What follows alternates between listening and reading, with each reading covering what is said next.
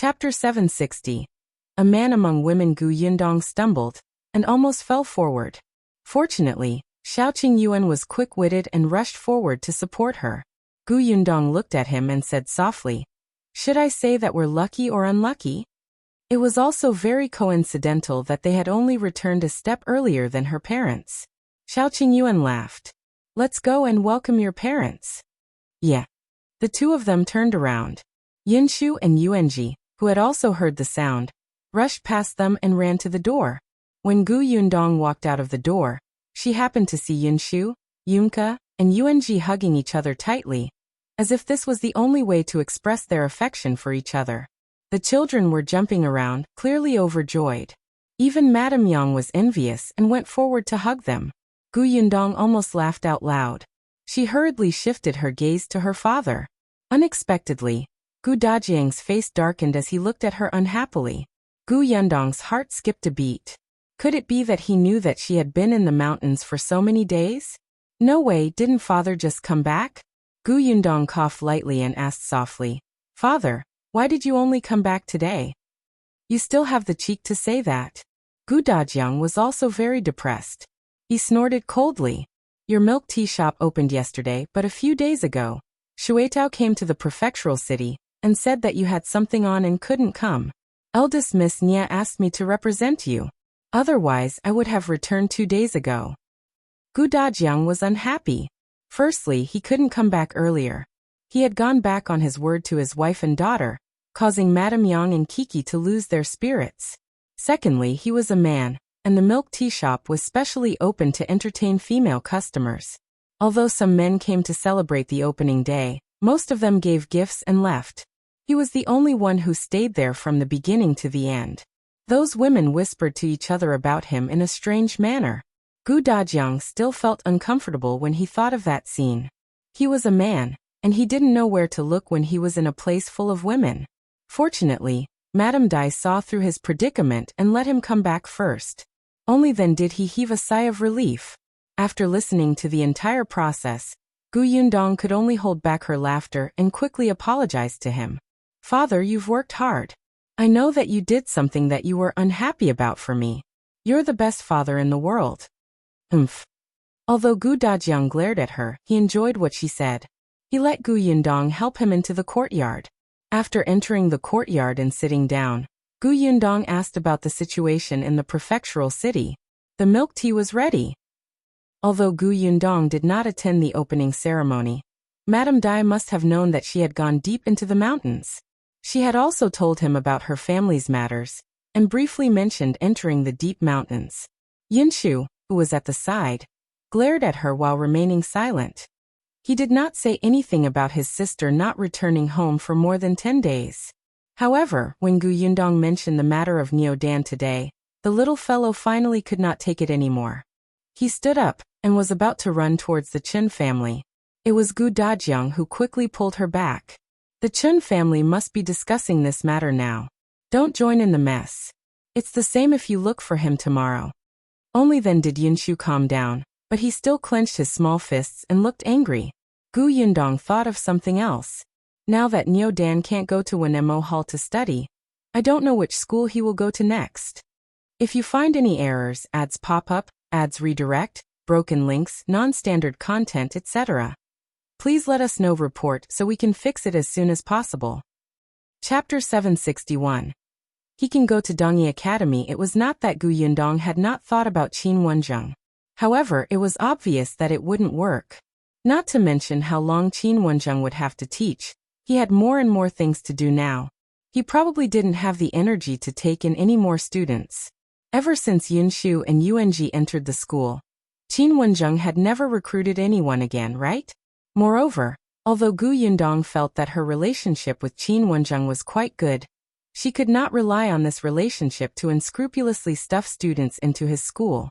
She had already stuffed 2 of them in. Between the two, Qingyuan had taken a fancy to Yunshi's talent, and Yundong had exchanged for Yuanji with conditions. Not on Qingyuan's side. As for other places, there were only 2 schools in town, and one was Wenhuo Hall. He would definitely not go there again. The other school valued money too much and demanded high tuition fees. Gu Yundong did not like it. However, Chen Jingkai's son was studying there. This was because Chen Jingkai was a junior manager back then. In addition, his wife's family had some connections with the school, so he let his son study there. Later on, after Chen Jingkai lost his job as the town's junior manager, he had also thought of letting his son go to school after this year. However, now that he had become Gus's assistant, this thought was dispelled.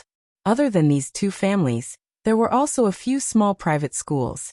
The teachers were not even elementary scholars. They could only teach the children to read. However, it was obvious that the Chen family sent their children to study and read because of the imperial examination. How could he be satisfied with just a few words? Forget it. These things were not something she could worry about. Chen Liang definitely knew what to do. Gu Yundong was just about to change the topic and talk to her family about other things when she heard Yunshu tilt her head and say, "Actually, he can go to Dongyi Academy." Gu Yundong was stunned. Dongyi Academy? I remember that the teacher of that academy brought his students to make things difficult for you, right? Yes. Yunshu nodded. But that teacher has been removed from the academy and won't be allowed to continue teaching. The dean of Dongyi Academy has also returned and even knows our teacher. He's a pretty good person. Yuanji also nodded at the side. The dean was very angry when he heard about what happened back then. Then he reorganized the academy. A few days ago, our teacher even brought us to Dongyi Academy to discuss knowledge with those students. After the new emperor ascended the throne, the dean of Dongyi Academy went to the capital for the examination. This trip lasted for more than half a year. Later on, he was waiting for the results in the capital. Unfortunately, he still failed in the end. Therefore, when he returned to Fengkai County, a long time had passed. From what Yunshu and the others said, Dongyi Academy was actually a good choice now. If there were no such annoying teachers, with Dongyi Academy's reputation in the county city, it was indeed a good choice. Well, in that case, she could give the village chief a suggestion. As for whether to accept it or not, it was up to them. With this thought in mind, Gu Yundong stopped talking about this matter. She wanted to ask about the milk tea shop, but seeing that it was getting late and everyone had been on the road for the entire day, she let everyone go back to their rooms to rest early. The next morning, Yunshu and Yuanji hurriedly got up and brought Yunka, who was also awake, to look for Nyodan. However, when the two of them ran to Nyodan's house, they saw that the door was tightly shut. There seemed to be no one in the Chen family. If you find any errors, ads pop up, ads redirect, broken links, non-standard content, etc., please let us know. Report so we can fix it as soon as possible. Chapter 762. Seeking justice. Yunshu ran to her neighbor's house to ask around, and found out that the Chen family had gone to town. Chen Liang and Madame Zhou were not the only ones. Even Chen Jinbao went to the Gu residence early in the morning to apply for leave from Tongan. He followed his parents and went to seek justice for Nyodan angrily. Yunshu and the others could only run back. Gu Yundong was not surprised. The Chen family doted on their two grandsons very much. Even though Chen Liang, the village chief, maintained his dignity with a dark expression all day, how could he sit still after seeing his precious grandson suffer so much? Gu Yundong asked around and heard that it was not just the Chen family. Chen Liang also brought a few young men from the village with him. They looked like they were going to cause trouble. Gu Yundong was not worried, but Yunshu was a little disappointed. He did not see Nyodan, so he could not join him in the crusade against those bad guys. However, when he saw Yunka come out with his little butterfly kite, he instantly perked up again. Then he hurriedly ran back to his room and took out his owl kite. Let's compete and see whose kite flies the highest. How about that? Yunka ran over. It must be my butterfly. Then let's go to the barnyard. Yuanji was also excited. The three of them took the three kites and went out. It was autumn today, and the wind was blowing. It was very suitable for kite flying. They ran out of the door in a hurry and went to the Zheng family's house, pulling Zheng Jia, Zheng Yu and Zheng Lu away. There were 6 people and 3 kites. 2 people and 1 kite. Back then, Gu Yundong had bought 4 because she wanted to give one to Lu Hongxiao. However, among the 4 members of the Lu family who had followed Gu Dajiang back yesterday, only Lu Hongxiao was around. The others had all stayed in the courtyard and did not come back. The group of people ran to the barnyard, and the 3 kites instantly attracted their friends along the way. Therefore, when they arrived at their destination, almost all the children in the village followed them. Many people flew kites, but they couldn't eat or wear them. Their parents in the countryside didn't have the money to buy the kites, so they could only make the kites themselves. The homemade kites were simple and crude. There were a few thin bamboos and some window paper. It was squarish and did not even have a shape, let alone a color. It was so ugly that it made one want to cry. Therefore, the colorful kites that Yunshu and the others took out instantly became the children's favorite. They touched them with their hands. If Yunshu hadn't stopped them, the kites would have shattered into pieces before they could fly into the sky. Fortunately, although he was young, he was already a little dignified in the village. Everyone could only watch but not touch the kites. At most, they could only touch the kite strings. In the end, the kites were finally released into the sky. Looking at the butterfly, eagle, and owl that were getting higher and higher, the children below screamed excitedly. The rising and falling sounds attracted many adults to come out and watch. Actually, they wanted to fly the kites too. When Nyodan returned, he saw such a lively scene when he passed by the barnyard. His eyes lit up. He quickly stopped the ox cart and ran home. He took out his kite and joined. After waiting for him to play happily for a while, Yunshu gave her kite to Zhenglu and ran to his side to talk to him. Nyodan, did you go and settle scores with that teacher from Wenhuo Hall today? That's right. Nyodan was so excited that his face was red. Today his father, grandfather, and some uncles accompanied him. He actually made Master Wen apologize to him. If you find any errors, ads pop up, ads redirect, broken links, non-standard content, etc., please let us know report so we can fix it as soon as possible. Chapter 763. I can make the teacher faint. Yunshu sighed. You should have brought me along. Nyodan was stunned for a moment. Someone beside him screamed for him to grab the string, or the kite would fall. Nyodan simply handed the string to him, and walked to the side to chat with Yunshu. Why should I bring you along? You're small. What if you get bullied? Yunshu shook his head and looked very proud. I won't be bullied. I can make the teacher faint from anger. I'm especially experienced. Are you going there to make the teacher faint from anger? It's fine. Even if you didn't go, my father and the others almost made the teacher faint from anger today. Yunshu's interest was piqued. He pulled his wrist and sat down on a rock at the side. Then tell me, how did you make the teacher faint from anger? Nyodan immediately twisted his body and started talking. At the same time, Chunliang sat at the Gu residence and drank tea. He told them about his trip to town today. They went to Wenhuo Hall and met the teacher. Interestingly, Lu Xiaoquan's father also went to the school to settle scores with the teacher. Lu Xiaoquan's father was a butcher. He was originally filled with a ferocious aura, and his entire body was filled with muscles. It was said that yesterday, after Master Wen discovered that Lu Xiaoquan was a thief, he brought him back and taught him a lesson in front of all the students. He even made him kneel on the ground for an hour. In the end, he even chased him out of the school and refused to acknowledge him as a student. In the end, after Lu Xiaoquan returned, he said in front of his parents that there was no point in living and that he wanted to hang himself. He only fell asleep after fussing over a whole night. Hence, Father Lu came over early in the morning. When Chunliang said this, he was still a little angry. Fortunately, Nyodan met you yesterday, Yundong. Otherwise, he would have been chased out of the school after suffering injustice. The person who wanted to die would have been our Nyodan. Thinking of this, I feel a lingering fear. Gu Yundong drank her tea silently. No, Uncle Chun, you're thinking too much. I don't think Lu Xiaoquan really wants to die. Otherwise, why would he cause such a ruckus in front of his parents?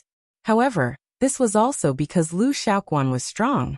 If he were someone who was weak and could not stand being humiliated by Master Wen, he would probably really take things too hard. Actually, there could have been a very good solution to this matter. Stealing money was not right in the first place.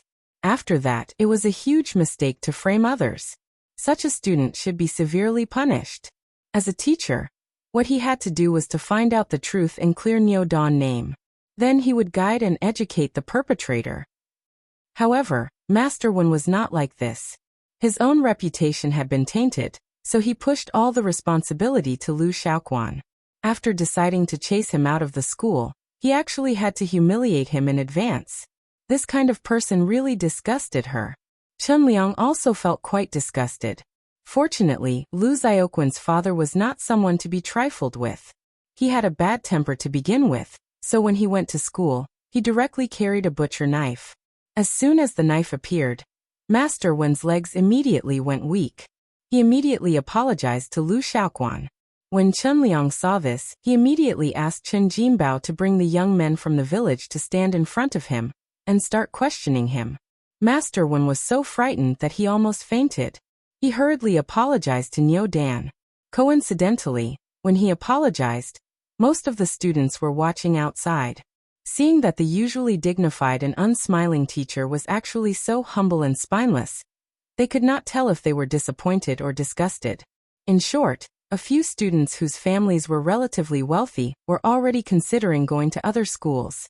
If you find any errors, ads pop up, ads redirect, broken links, non-standard content, etc., please let us know report so we can fix it as soon as possible.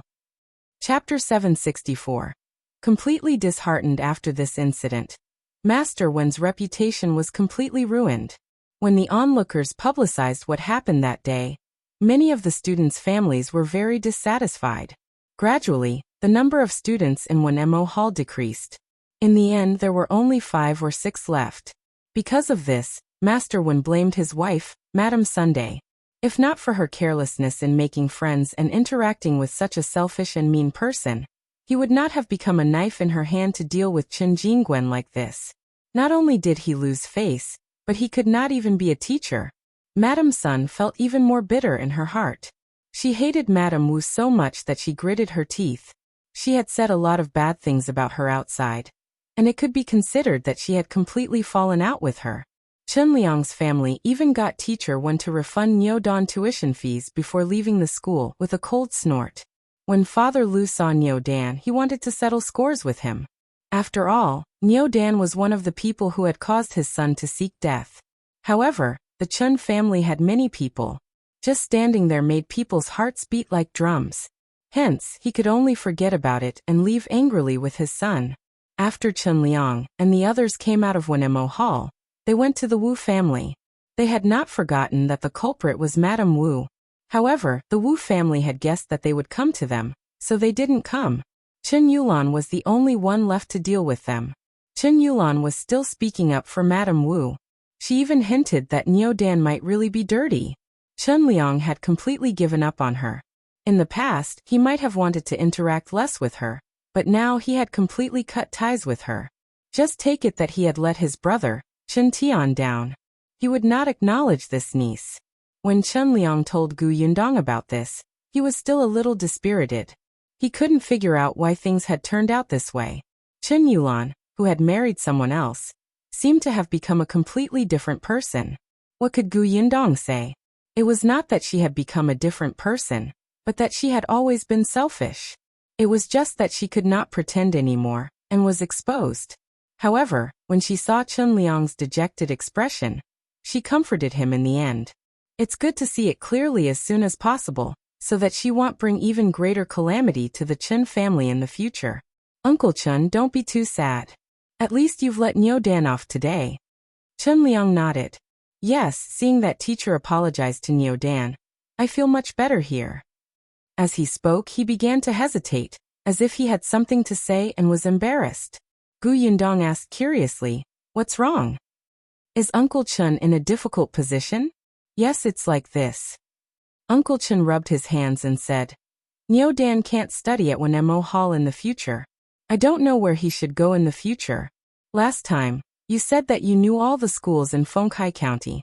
Which school do you think is the best? Uncle Chen did not listen to Gu Yundong last time. Now he really regretted it. He was the village chief.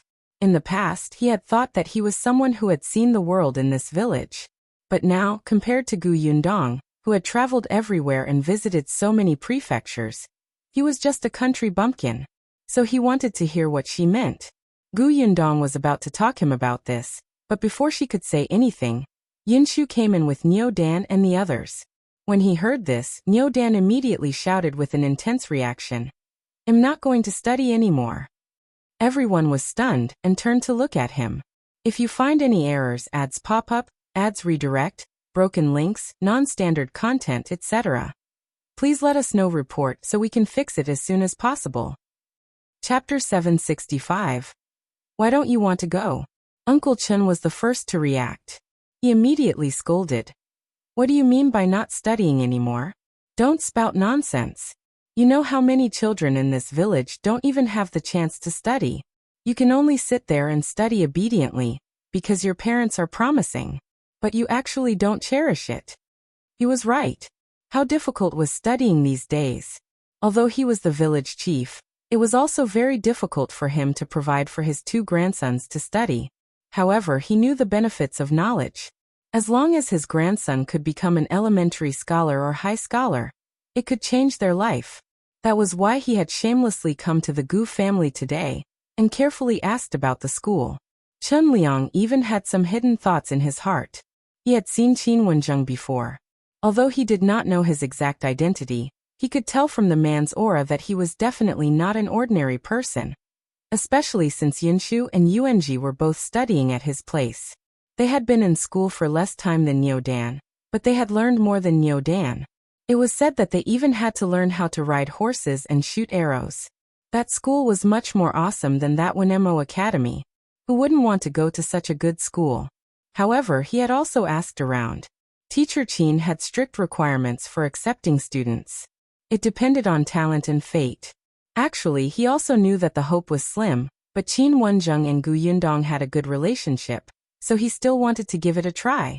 Perhaps he would succeed? However, he did not expect his grandson to be unwilling to go to school. Previously, Chen Liang had fainted from anger.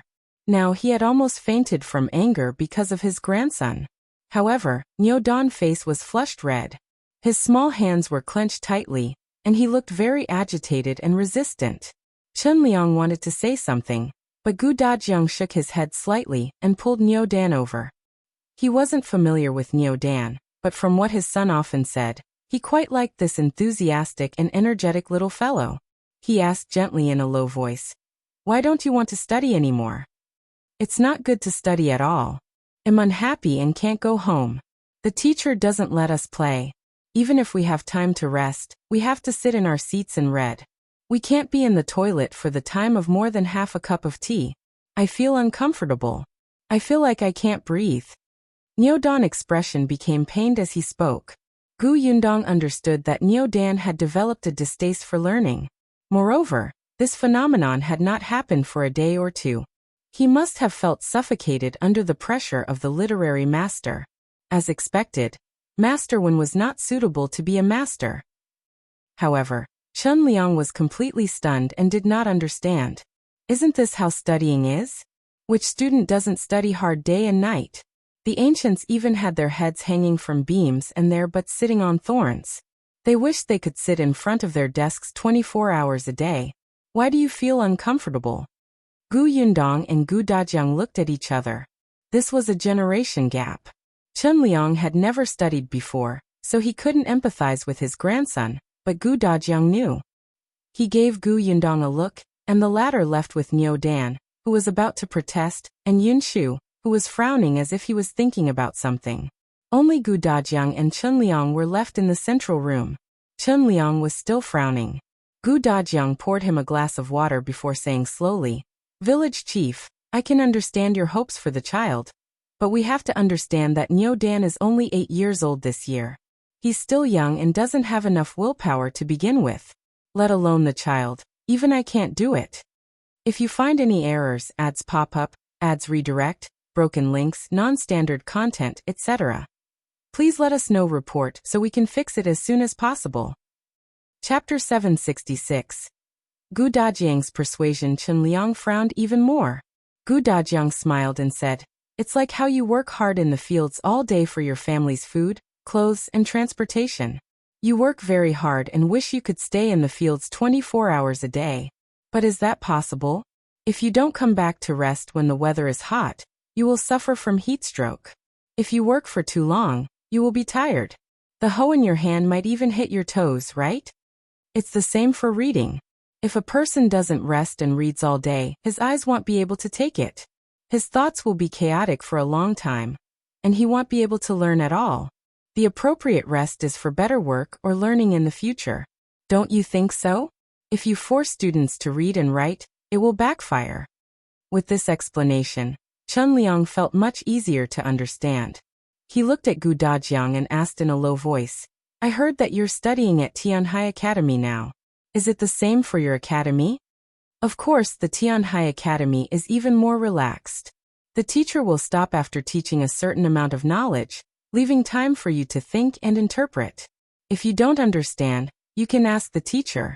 If you already understand, you can read books yourself, or practice calligraphy or draw, play chess, or even go back to the dormitory to rest in advance. At their age, the most important thing was self-awareness. Oh my God, you can do that!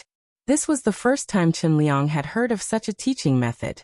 In the past, he only knew that those students stayed at home every day and did not even go out. They only knew how to read books. Their family did not dare to speak loudly at home, and they read until midnight every day. In the end, he was still too ignorant. Gu Dajiang smiled. Village chief, it's not only our Tianhai Academy. Yensha's school is relatively relaxed. Why don't you ask him? Chen Liang was stunned. In that case, does it mean that the teacher from Wenhuo Hall doesn't know how to teach? At least in some aspects, he really didn't do well. For example, Tianhai Academy has the clothes-making vacation. Yensha's school has it, and even the private school in the neighboring village has it for half a month. However, the Wenhuo Hall in town only let the students stay in the school to study, obliterating the students' enthusiasm for studying. How can this be? Gu Dajiang wanted to say that this guy had caused a lot of harm. Chen Liang lowered his eyes and began to think. Compared to this kind of small academy, he naturally believed in the Tianhai Academy that had nurtured so many honorable scholars and top scholars, and had 100 years of history. Moreover, when he thought about it now, Niu Dan was very happy every day when he went to school at first. Every day, he would come back and talk about the interesting things in the school, and how many words he had learned during the day. However, recently he had become more and more silent. When he returned home, he refused to talk about the things in the school. Chen Liang sighed. After a while he asked, Then, is it true that Niu Dan is not allowed to go to school? There's no need to make a decision so quickly. Niu Dan is now disgusted and repulsed by studying. He might feel that no matter which school it is, it will be the same as Wenhuo Hall. It will only give him huge pressure. If the village chief is free, you can actually bring Niu Dan to other schools to take a look and let him know that there are still many schools with different teaching methods. Chen Liang nodded thoughtfully. Gu Dajiang knew that he needed to think about it and talk to Niu Dan. The two of them stood up and walked out of the central room, planning to look for Niu Dan. Unexpectedly, after looking around the courtyard, they did not see the children. Chapter 767. Brother Shao, I want to carry your monkey. Not only were the children not around, but even Madame Yang and the others were gone.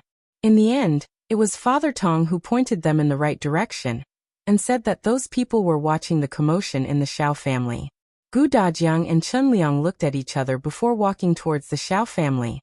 As soon as they passed the door, they heard familiar and tender voices. From time to time, there were claps and cheers. The two of them looked at each other, and followed the sound to the backyard of the Shao family. Then they saw many people sitting in the backyard of the Shao family. Gu Yundong, Madame Yang, Yun Shu Yuanji Niu Dan, the three Zeng siblings, Mao, and even Tong Shuetao and Shui Rong had come to join in the fun. Standing straight in the middle of the courtyard was Shao Qingyuan.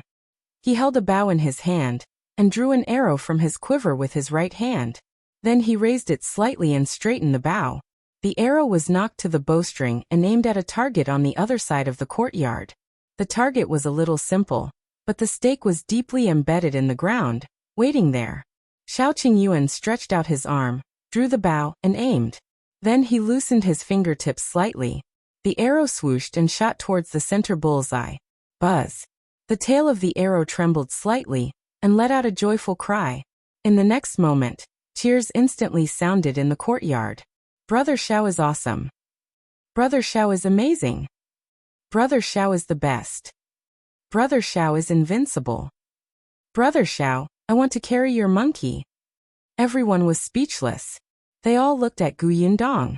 The latter explained calmly, what I mean is that with this skill he can definitely beat a monkey. Really? Is that what you mean? We're inexperienced. Don't lie to us. The children were still puzzled, but Mao couldn't take it anymore. He shook his shoulders eagerly and ran to Shao Qingyuan's side in a hurry. Young master, let me try too. Shao Qingyuan nodded and made way for him. Mao rubbed his palms together, and even spat twice in his palm. Then he took the bow from Shao Qingyuan. Shao Qingyuan suddenly raised his head and looked at him coldly. Mao. What's wrong? Young master, don't look at me like that. I'm scared and feel like I'm going to die. He didn't say anything just now. Mao asked carefully, young master, Shao Qingyuan raised his chin and said, use that. Yundong had given it to him. He was the only one who could use it. No one else could touch it. If they did, their hand would be cut off. Mao looked in the direction Shao Qingyuan was pointing and saw an old bow and arrow. It was the one that Shao Qingyuan often used when he went hunting in the mountains. Mao was crying in his heart. He wanted to touch the new bow. It looked very sturdy and powerful. However, young master did not allow it. He could only sigh secretly and silently walk to the side to pick up the old bow.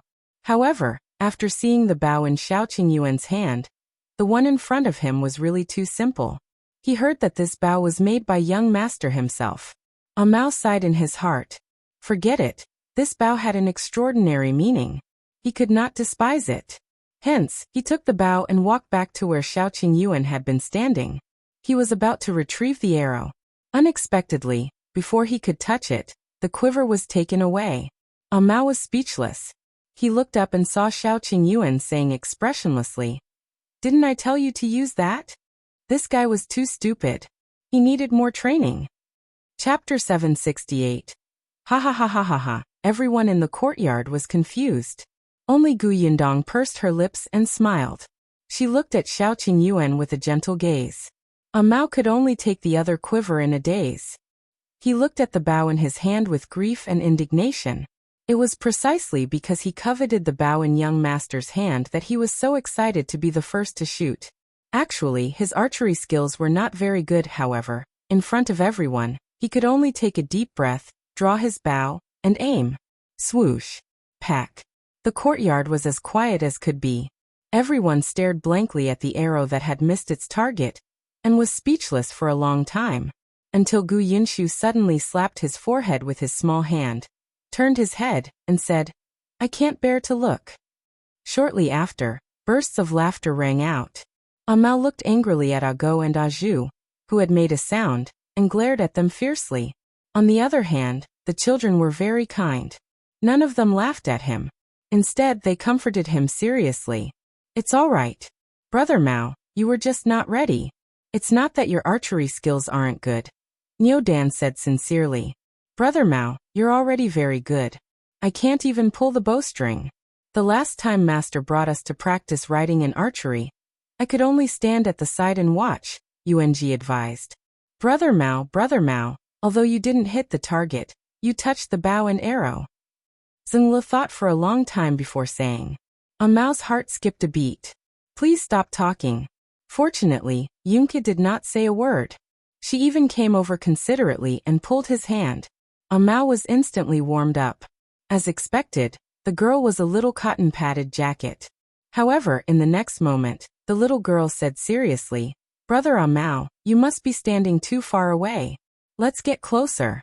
Come, take a few steps forward and try again." As the young lady spoke, she pulled his hand and walked towards the target. "Well, now for sure." Mao raised his head and looked at the target a meter away from him. His heart did not waver at all. He should have guessed. To hell with the little cotton-padded jacket. Pfft, ha. This time, Agou and Zhou weren't the only ones laughing. Even the children couldn't help but slam the table and laugh out loud. Even Gu Yundong and Shao Qingyuan covered their mouths, their shoulders heaving and unable to stop. Gu Dajiang and Chen Liang looked up at the sky, but the corners of their lips kept curling up. Only Gu Yunke was at a loss. She ran to Gu Yundong's side and lay on his lap. She asked curiously, "Elder sister, what are you laughing at? Isn't this a good idea?" "Yes, that's a good idea." Gu Yundong picked her up, her shoulders still trembling. The little girl saw that her elder sister was happy. Although she still did not understand why they were laughing, she also smiled foolishly. Now there was only Mao left standing alone in front of the target. His back view was especially miserable. He swore that from today onwards he would train hard in archery. Fortunately, Go and his brother learned from his lesson and stopped showing off. They really took a few steps forward and shortened the distance slightly. Although they didn't hit the bullseye like Shao Qingyuan, at least they didn't miss the target. In the end, they became more and more familiar, and their results gradually improved. The children also wanted to shoot arrows, but Shao Qingyuan's arrows were still too big and heavy for them. The others had never learned it before. Although Yunshu and Yuanji had taken riding and archery lessons with Qin Wenzheng, it was only limited to the most basic teaching. Moreover, the bows and arrows they used were different. If you find any errors, ads pop up, ads redirect, broken links, non-standard content, etc., please let us know report so we can fix it as soon as possible. Chapter 769. Father is more like a teacher. The group of people finally calmed down and stopped fooling around when they saw that the sky was getting darker. When everyone turned around, they realized that Gu Dajiang and Chen Liang had been standing in the corner for a long time. When Gu Yundong saw Chen Liang, she still said, "Uncle Chen, Niu Dan has developed a dislike of studying, so there's no hurry to go to school. We have to take it slow." "I know." Chen Liang sighed. "Your father and I talked a lot. I also know that I was too careless in the past, and didn't realize that he was unhappy. I'm glad you understand." Chen Liang was very grateful to Gu Yundong and his father. When he saw that his grandson was still smiling happily, his heart ached. He held his hand and went home. The Gu family had also gone back. Shao Qingyuan wanted to follow them for a meal. Unfortunately, Gu Dajiang was back. He had to restrain himself. Gu Yundong walked to Gu Dajiang's side and whispered, "Father, what did you say to Uncle Chen?" He seemed to be thinking very seriously. "Nothing much." Gu Dajiang thought for a moment. "I just gave him an example. By the way, I think Niu Dan has a deep misunderstanding of school. It just so happens that Yunshu is on vacation at home during this period of time. Let him talk to Niu Dan." "I know." Gu Yundong nodded. "Father, I realize that you are more like a teacher than that teacher from Wenhuo Hall." As soon as she finished speaking, she was pulled into the room by Gu Yunka. On the other hand, Gu Dajiang suddenly stopped in his tracks. Teacher? Was he more like a teacher? In the following days, Yunshu indeed looked for Niu Dan to play with every day. When he was no longer so against school, Chen Liang brought him to the private school in the neighboring village. He even brought him to the county city's Dongyi Academy. However, the academy was on holiday now and there were not many students in the school. However, there were also some students and teachers who did not go home and continued to study in the academy. Originally, the academy did not allow visitors to enter, but Yunshu had been to Dongyi Academy twice and knew a few people inside. It was still easy for him to bring Niu Dan in. This way, Niu Dan finally slowly untied the knot in his heart and knew that he was narrow-minded. He began to slowly like the atmosphere of the school again, especially Dongyi Academy. He felt that he would be very happy to study here. The Chen family heaved a sigh of relief and began to prepare to bring Niu Dan to Dongyi Academy to attend school after the clothes leave. At the same time, Yunshu didn't forget that Kiki's birthday was coming up. He entered the kitchen even more frequently. Gu Yundong thought that since she had given Yunshu a surprise last time, she would change her method this time. Hence, she hugged the little girl and asked her directly, "Kiki, it's almost your birthday. Have you thought of what you want? Tell me, it'll satisfy you." The little girl was stunned and her eyes lit up. "Really?" "Yes, what do you want to eat and play?" The little girl hugged her neck, then looked up at the sky and said, "I want to become a fairy and run to the moon. I heard that there's goddess change on the moon. She has a little rabbit. I want to try goddess change's mooncake and see if it's delicious. I can bring it down for you to eat." Gu Yundong was speechless. She said with difficulty, "Anything else?" This is too difficult. The little girl was a little disappointed, but after thinking about it, it made sense. She heard that to become a fairy, one had to go through many hardships. She was still too young, so the hardships were definitely not enough. If you find any errors, ads pop up, ads redirect, broken links, non-standard content, etc., please let us know. Report so we can fix it as soon as possible. Chapter 770.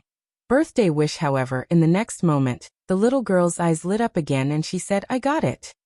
Tell me. I want to grow up tomorrow. This way, I can make so many delicious foods that you can taste and praise me for. As she spoke, her face began to fill with yearning. The young lattice goal was already very clear. She liked to eat and cook. In the future, she would become as powerful as her sister, and make many different things that she had never seen before to let everyone know how powerful she was.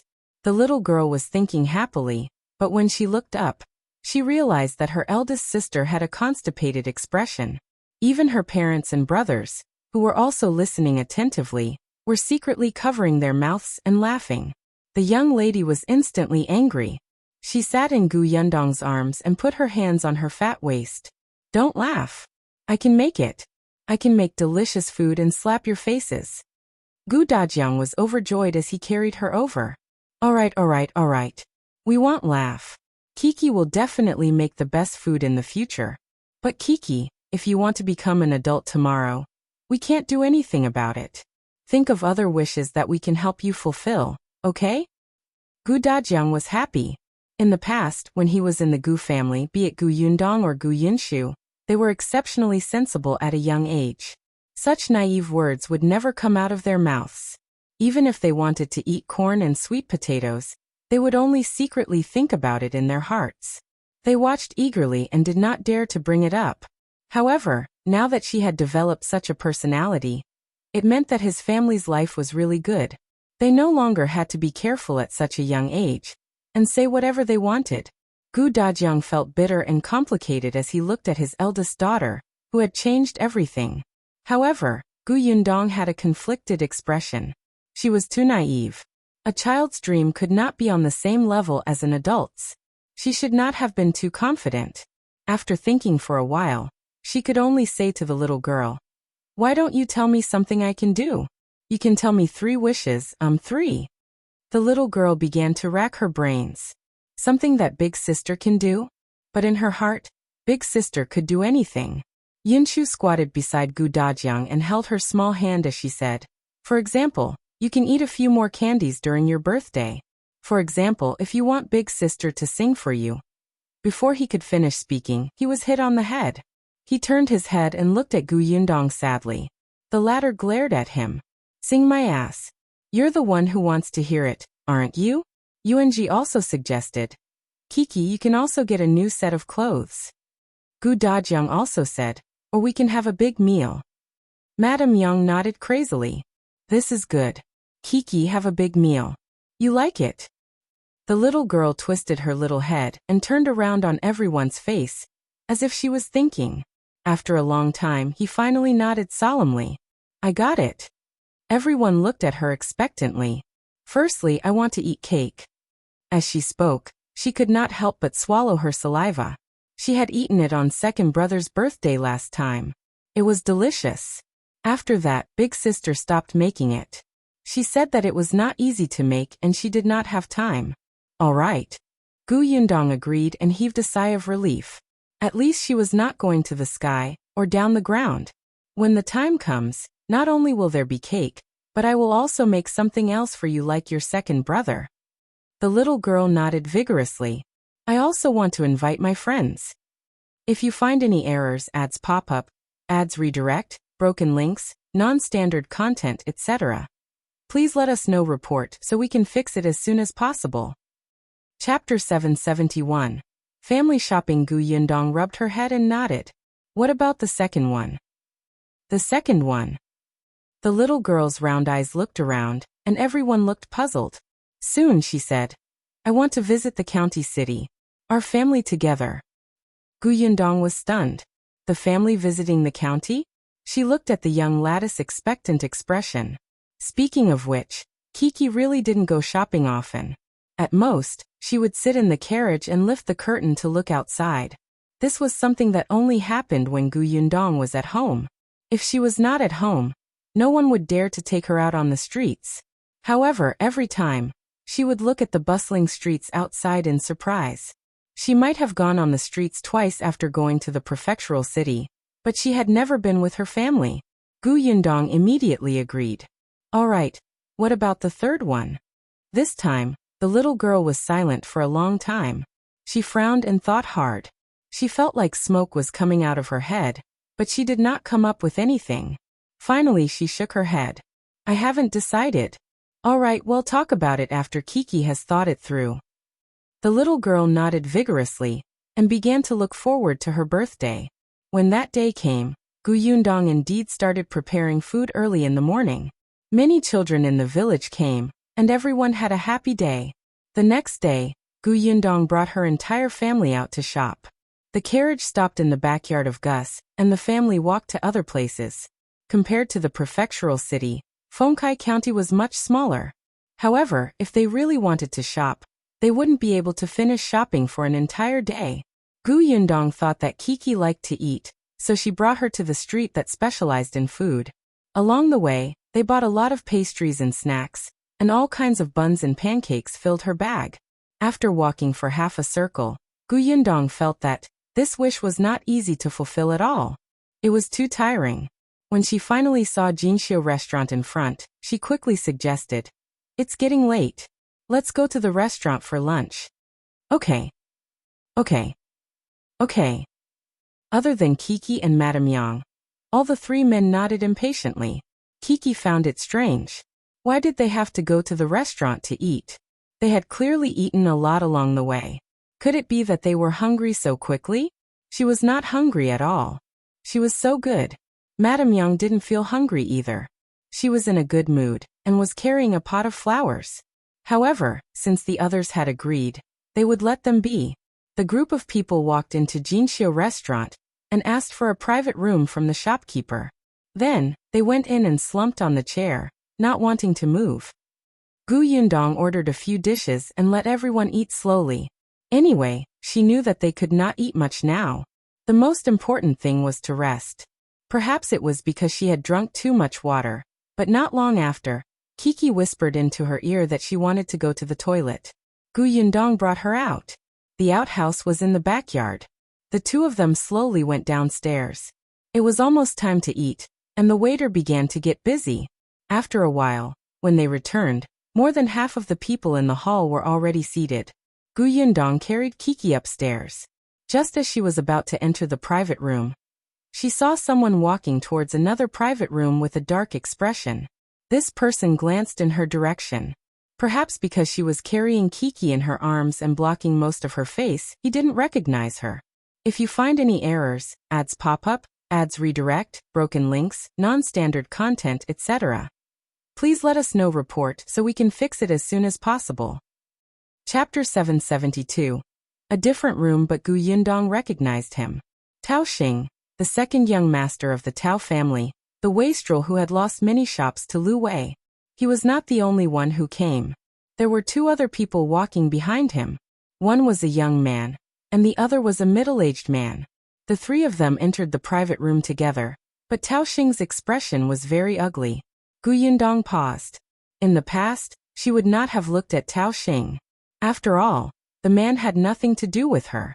Although Tao Xing had suffered at her hands, the Tao family did not cause trouble for her. However, when she thought of how Shao Qingyuan's background was related to the Tao family, she couldn't help but pay more attention to the Tao family. Big sister. The young lady in her arms looked at Yundong, who was standing at the door and hesitating to enter. She tilted her head. Yundong came back to her senses and smiled at the young lady. Then, he pushed open the door of the private room and carried her in. He said to Dajiang, "Father, I'll go out for a while. You guys rest first." Dajiang nodded and didn't ask further. He knew that his daughter was busy. Yundong went out again and looked at the private room that Tao Xing had entered. This was the Jinxiu restaurant.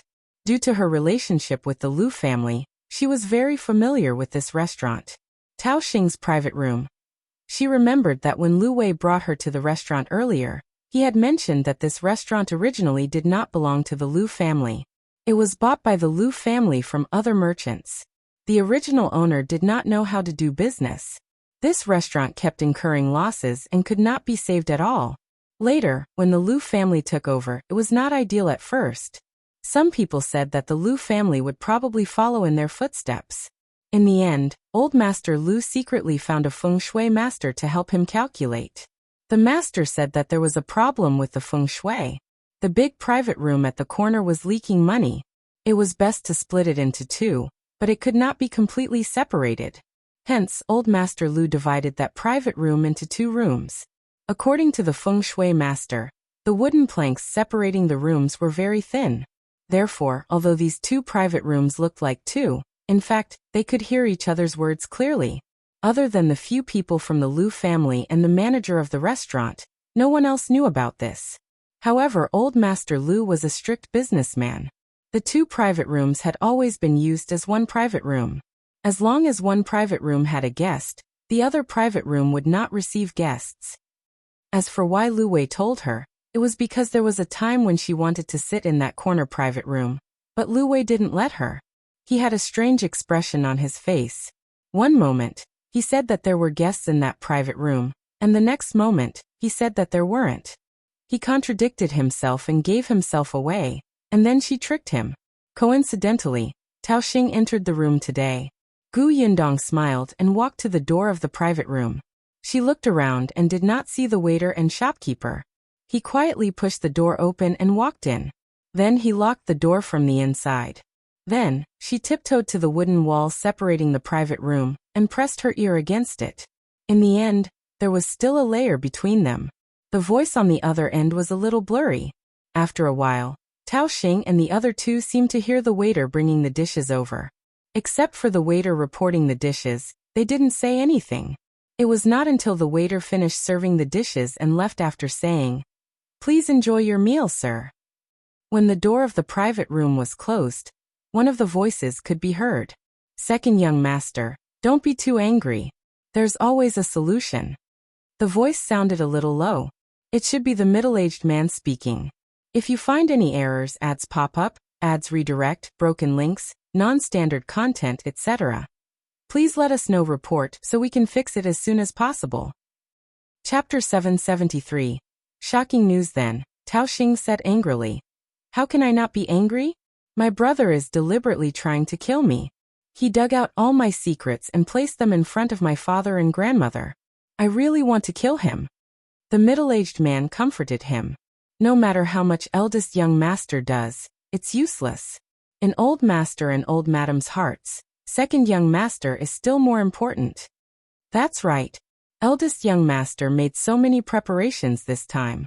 The evidence was right in front of old master and old madam. Didn't old master just reprimand you a little? Eldest young master did nothing. The young man also said. Tao Feng, the eldest young master of the Tao family, was completely disregarded in his words. There was only disdain.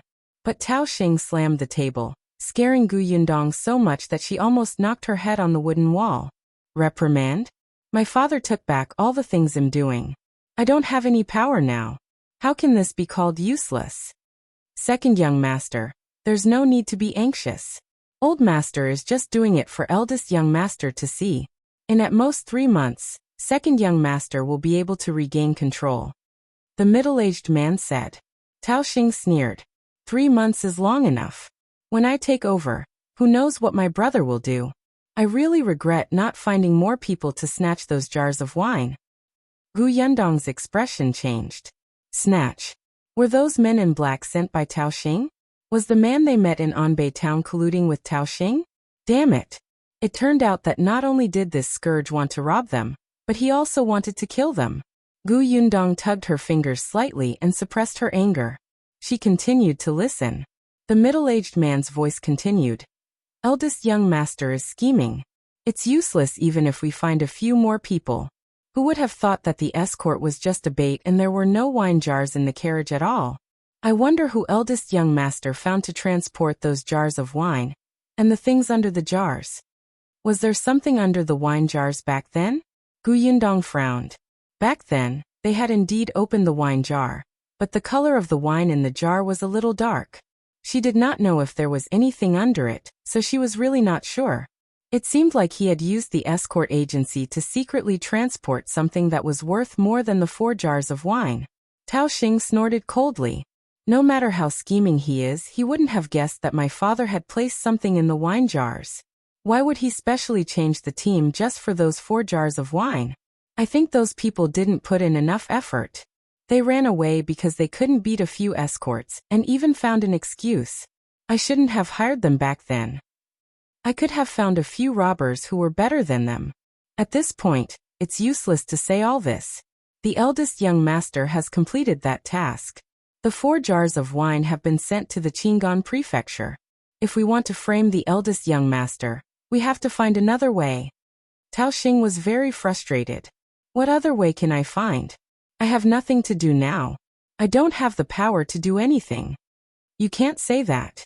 The young man suddenly laughed and said mysteriously, "Second young master, I've recently heard of something. It's just nice that you can take advantage of the fact that you have nothing to do in the next 3 months to investigate properly. Perhaps you can completely overthrow eldest young master and make him have no chance to make a comeback." Tao Xing and the middle-aged man looked at each other with interest. What is it? If you find any errors, ads pop up, ads redirect, broken links, non-standard content, etc., please let us know report so we can fix it as soon as possible. Chapter 774. Tao Feng is looking for Shao Qingyuan reading Omicron and novel cool. Omicron Lise, I heard that eldest young master is looking for third young master. Tao Xing and the middle-aged man were surprised. Even Gu Yundong was shocked. Tao Feng was looking for third young master, or Shao Qingyuan? That's impossible. Tao Xing was the first to deny it. He has the guts to look for that jinx. No one in the entire Tao family dares to mention this. If he finds the guy, grandmother will chase him out of the family without us. Therefore, eldest young master's actions were very secretive, the young man said with a smile. Actually, eldest young master hasn't started looking for him recently. He already started searching for him half a year ago, but the commotion was too small, so no one knew about it. That's why I heard about it recently. Tao Xing was excited when he heard that. Alright, I haven't done anything, but he's already courting death. Just let him go and look for him. We'll see what he can do when he finds him. Gu Yundong did not look good. Tao Feng was looking for Shao Qingyuan. Tao Xing would definitely keep an eye on him. By then the Tao family would know. Shao Qingyuan's troubles would follow. At that moment, Gu Yundong really wanted to rush over and beat Tao Xing to death. After that, Tao Xing and the others talked about something. Gu Yundong started to listen intermittently. It seemed that they had found Tao Feng's weakness. Tao Xing's mood finally improved, and he no longer cared about his power. She slowly sat on the stool and continued to listen to the conversation in the private room, while thinking about why Tao Feng was looking for Shao Qingyuan. Tao Feng should have known about this younger brother long ago. Then what was his attitude towards this younger brother? Was it because they were from the same mother, and as the eldest brother, he wanted to regain the kinship and responsibility for his younger brother? Or was it that he, like the rest of the Tao family, also felt that his third brother was a jinx who caused his mother to die and his status in the Tao family to not be high? Or maybe he was fighting alone and needed an ally?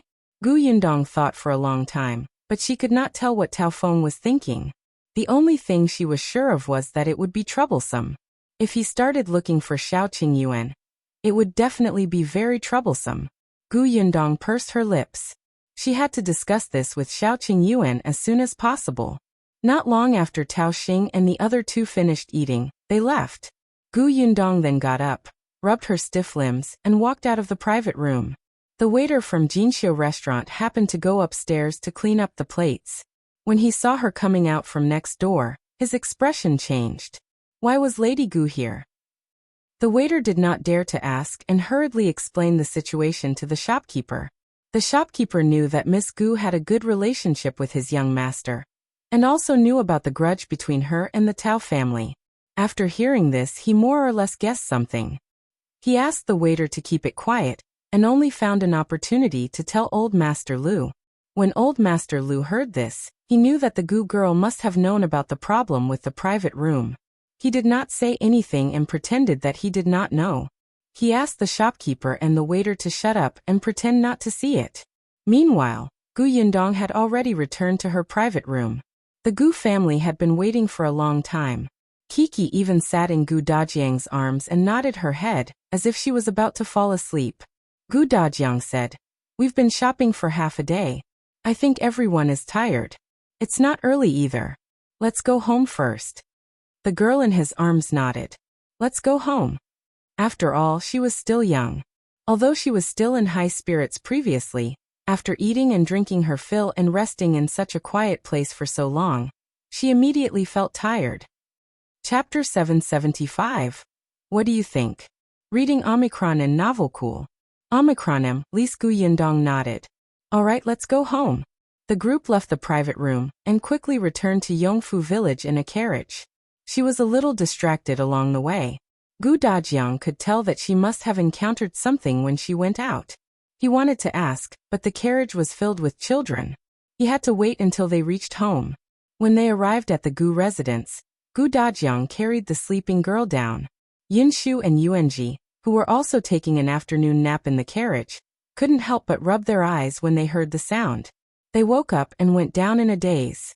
Without waiting for the carriage to be pulled in, Gu Yundong hurriedly said, I have something to discuss with Brother Shao. Gu Dajiang, who was about to ask, was speechless.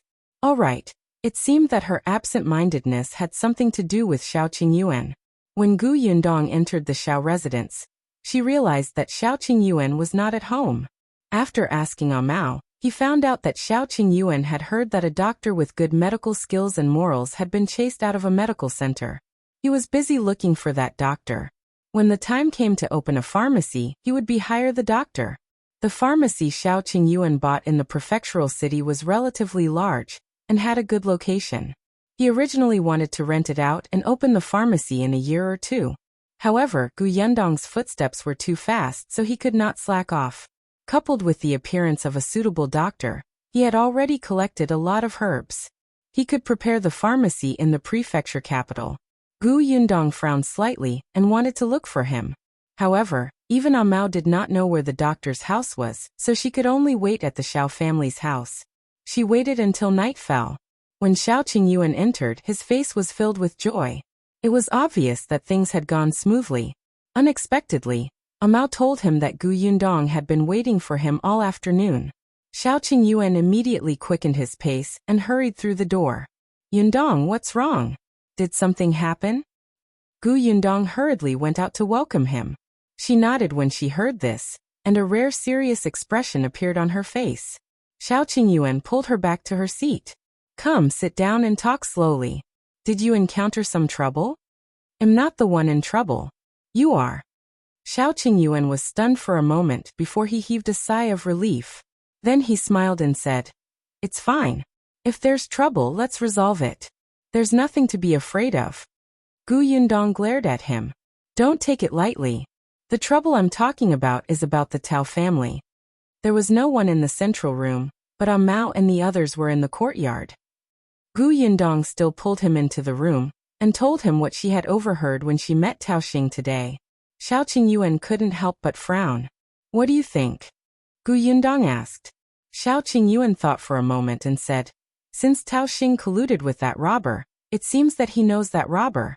Last time, Dai specially went to keep an eye on that person. There should be a result. He might know who that robber is. Moreover, that robber can make Dai Wenhuo rush back in advance. I'm afraid there's something wrong with his identity. Coincidentally, since Tao Xing knows him, he might be able to start with Tao Xing. I think we can just tell Qin Wenzheng about this. He definitely knows what to do. We don't have to care about anything else. Gu Yundong was speechless. She was furious. Who's talking to you about the robbers? Did this person hear the main point? She pinched him angrily. I'm talking about Tao Feng looking for you. Chapter 776. 2 Inhumane reading Omicron and Novel Cool. Omicronem, Lis Tao Feng was looking for Shao Qingyuan. This was what she wanted to say. Shao Qingyuan was stunned for a moment before he smiled and said, "Just let them keep looking. It's fine." "How can it be fine? What if they find you?" "So what if they find me? Can the Tao family take my life? Their goal is to suppress me and not let me stand out. Only then can they ensure that the Tao family will be rich for a long time. But now that I'm already grown, who else can they find to suppress me? Besides, didn't you just say that Tao Xing is colluding with that robber? If Qin Wenjing finds out, he definitely won't let them off. What am I afraid of?" Gu Yundong saw that he really did not care about the Tao family, and did not care if they would come looking for him. Indeed, according to the Tao family's intentions, they wouldn't take Shao Qingyuan's life, but Gu Yundong glared at him. "Why don't you understand? If Tao Feng finds you, everyone will know that you're a member of the Tao family. Tao Xing colluded with the robbers, and might have done something treasonous. If the entire Tao family is involved, you won't be able to escape if the Tao family is convicted." These days were different from the modern world. There was no such thing as taking responsibility for one's own actions. If one person committed a crime, the entire family would be implicated. If Shao Qingyuan had nothing to do with the Tao family, she would have directly reported the matter to Qin Wenjing in the county city. Why would she care about the Tao family's life? But not now. If something happened to the Tao family, Shao Qingyuan might be implicated. Especially when Tao Feng was still looking for him. Who knew how many clues he had? Gu Yundong lowered her head and frowned. After a while she said, "No, we can't tell Qin Wenjing about Tao Xing's relationship with the robber for the time being. At the very least, I have to ensure your safety first. But what should I do?" Gu Yundong began to ponder. Her expression was exceptionally solemn. If someone in a family commits a crime, others in the family will suffer too. This law is too inhumane. Now we don't know how far Tao Xing has crossed the line. Will he suffer alone, or will everyone die with him? We can only prepare for the worst and think of a way to get you out of this. She rubbed her chin and looked out of the window. A moment later, she frowned again. "Unless you make a great contribution, and can make the emperor exempt you." Great contribution, great contribution. If I had known earlier, I would have reported this method of refining white sugar in your name. This kind of contribution to improving the livelihood of the people, coupled with your incompatible relationship with the Tao family, and the fact that the emperor is a reasonable person, he definitely won't punish you.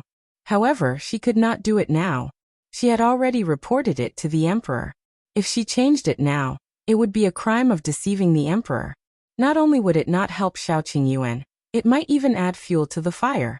What else could she do? What did the emperor care about the most? People's livelihood, military affairs, culture. On the military side, she could create explosives. Explosives were no longer restricted in the apocalypse. There were so many zombies, and there were not enough guns and bullets. Many people would create explosives themselves to save their lives. At that time, whoever mastered one more ability would be able to live for a few more days. Gu Yundong did not know how to do it at first, but when she went out with a small team one time to search for supplies, she had seen someone do it. Its power was average and did not have the aura of sweeping through 1,000 troops that she had imagined, but it was not a problem to blow up a couple of zombies. Chapter 777.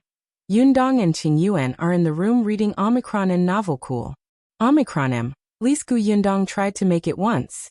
There were several packets of it in her space. But no, this thing was too powerful. In the era of cold weapons, the hot weapon would be convenient for the militants. If this thing was taken out, the impact would be earth-shattering. She could not do it. Moreover, with their current situation, they might even have problems protecting themselves. Gu Yundong dismissed this idea in her mind. If the military could not be touched, then there was only livelihood and culture. This range was huge. She had to think about it carefully. What should she do? Gu Yundong's brows were tightly knitted, and his mind was almost in a knot. Suddenly, a heat source came from behind, and then her entire body was pulled into Shao Qingyuan's arms. Shao Qingyuan hugged her tightly. It was as if she was his entire life. There was a smile on his face, and his heart ached. He was surrounded by an unprecedented sense of satisfaction. He couldn't help but lower his voice. "There's no need to think so much." Gu Yundong turned her head slightly. How can I not think so much? I don't even know what Tao Feng found. Gu Yundong's eyes widened when her mouth was suddenly blocked. Did he kiss her? Shao Qingyuan left as soon as he kissed her. His lips still had her soft touch, making him feel a little reluctant. Seeing her stunned expression, Shao Qingyuan's eyes darkened. He quickly shifted his gaze and looked out of the window, but he still hugged her tightly. Just tell Qin Wenjung the entire matter. We don't know how serious the Tao family's crime is, but Qin Wenjung definitely knows. Once he knows, he will know what to do. Shao Qingyuan felt that directly handing over the troublesome matter to Qin Wenjung was the best solution. Besides, they could be considered to have contributed by reporting Tao Xing, right? Back then, they had brought Wenhuo into the mountains and exposed the robbers' true colors. They had already contributed. Gu Yundong finally came back to her senses. She subconsciously pursed her lips and wondered why he left after kissing her. She had yet to react. However, after hearing Shao Qingyuan's words, she was still stunned for a moment. She asked him in surprise, "Are you planning to tell him your background?" "There's nothing to hide. I don't care anymore." In the past, he had kept it a secret because he was afraid that Gu Yundong would also treat him as a jinx and avoid him. But now it didn't matter. As long as she stood by his side, the opinions of others didn't matter. Gu Yundong was stunned for a long time before saying in a low voice, "Then, shall we look for Qin Wenjung tomorrow?" "Yes, let's go together." Shao Qingyuan tightened his arms slightly and said in a low voice, "Don't think too much. Someone will take care of it for us." He was not embarrassed to trouble Qin Wenjung at all. After all, the man was a young top scholar and a genius. There was no problem. Gu Yundong inexplicably sympathized with Qin Wenjung. She smiled and placed her hand on his arm around her waist, gently twisting it. Shao Qingyuan's body stiffened slightly, and he couldn't help but lower his head again. At this moment, Gu Dajiang's voice came from outside the door. Yundong, are you here?" The two people who were hugging each other suddenly separated. Gu Yundong subconsciously started to tidy up her clothes and hairstyle. By the time she saw that there was nothing unusual, Gu Dajiang was already standing outside the door. His voice was filled with anger as he asked Mao, "You said that the two of them are in the room?" Chapter 778. Her daughter took the initiative to enjoy reading. Mao wanted to beat himself to death. In a moment of carelessness, he said something he shouldn't have. He quickly added, "Miss seems to have something very important to tell young master." So important that they had to enter the room? Shao Qingyuan. Before Gu Dajiang could finish speaking, the door in front of him was suddenly pulled open. Gu Yundong stood in front of him with a smile. Gu Dajiang choked and quickly sized up the two of them. Then he looked at Shao Qingyuan warily. It seemed that there was nothing unusual. However, his expression was still very ugly. He asked, "What were you talking about?" Gu Yundong whispered into Gu Dajiang's ear, "It's not good for others to know about Brother Shao's background. I was anxious, so I pulled him into the room." Gu Dajiang knew about Shao Qingyuan's background. No wonder his daughter's expression was so ugly on the way home. Moreover, it was actually his daughter who took the initiative to pull the guy back to his room. Gu Dajiang couldn't say anything else. His tone softened a little as he asked, "Are you done?" "Yes, we're done." "Have you found a solution?" Judging from her previous frown, she must have encountered a problem. However, now that her expression had improved, it should have been resolved. Gu Yundong nodded. "Yes. We plan to talk to Master Qin tomorrow." Gu Dajiang coughed lightly. "All right, since there's nothing else, go home with me. It's already so late, but you don't feel hungry. Let's go home for dinner." "Oh." Gu Yundong acknowledged him and followed him out of the door. When she stepped out of the door, she turned around and winked back. The corners of Shao Qingyuan's lips curled up. He only turned around when she walked out of the courtyard. Unexpectedly, when he turned around, he saw Mao looking at him with a gossipy expression, as if he was also curious about what the two of them had done in the room. Shao Qingyuan glanced at him warningly and returned to his room. Although Shao Qingyuan had said that he would tell Qin Wenjung about this first, Gu Yundong felt that to be safe, she had to prepare a backup plan. Even if she could not use it this time, she might use it in the future. So the people's livelihood or culture? She couldn't figure it out the entire night. The next morning, she went to the county city with Shao Qingyuan to look for Qin Wenjung. Perhaps because the school had been on leave recently, Qin Wenjung was a little free. Therefore, when they arrived, this guy was painting. Yundong took a few more glances, and thought to herself that a genius was indeed a genius. It had only been a short while, but he had already mastered the drawing method and key points that she had told him. Now his strokes were smooth and exceptionally smooth. Qin Wenjung put down his pen and slowly put away the painting carefully. Then he carefully wiped his hands and took a sip of tea before looking at the two of them. You don't visit unless you need something. You two busy people are here. Looks like nothing good is going to happen. Why was this person's words so annoying? Yundong pursed her lips. Seeing that he was not pouring tea for them, she poured 2 cups. She was not polite at all. The corners of Qin Wenheng's mouth twitched. Tell me, I'm listening. We are indeed here for something, Yundong said. I have good news and bad news. Which one do you want to hear first? Qin Wenjung. She actually had good news for him? If you find any errors, ads pop up, ads redirect, broken links, non-standard content, etc., please let us know. Report so we can fix it as soon as possible. Chapter 779. Good news and bad news. To enjoy reading good news, bad news. Qin Wenjung lowered his eyes and thought for a while before saying, Tell me the bad news first. This way, he would be pleasantly surprised to hear the good news. Yundong nodded. All right, I'll tell you the good news first. Are you freaking kidding me? Qin Wenjung couldn't help but want to curse. Were you asking for fun? Not wanting to speak, he snorted and slumped in his chair with a look that said, Hurry up and say it. Yundong said, Wenhuo followed us into the deep mountains last time. When we came out, we saw a robber. You should know about that, right? I know. Qin Wenjung glanced at them from the corner of his eye. Indeed, the two of them knew very well in their hearts. It was just that they didn't reveal it. Yundong nodded. Then, the good news is that we have another clue about the robber. Qin Wenjung was stunned and suddenly sat up straight. What clue? That robber was actually instructed by someone to rob the Tao family of the 4 jars of wine. The person who instructed him was the second young master of the Tao family, Tao Xing. Qin Wenjung was stunned. You're saying that the second young master of the Tao family got someone to snatch the wine that his family wanted to transport? Yundong nodded and explained the complicated relationship. Qin Wenjung understood that Tao Xing wanted to deal with Tao Feng, so he colluded with the robbers to do this. The robber knew Tao Xing, the Tao family. Qin Wenjung stroked his chin thoughtfully. It seemed that he should start investigating the Tao family. As Qin Wenjung thought about this, he stood up from his chair and looked like he was about to go out to find someone to do something. He had just taken a step when Yundong pulled him back, and he sat back in his chair. He looked up in surprise. What are you doing?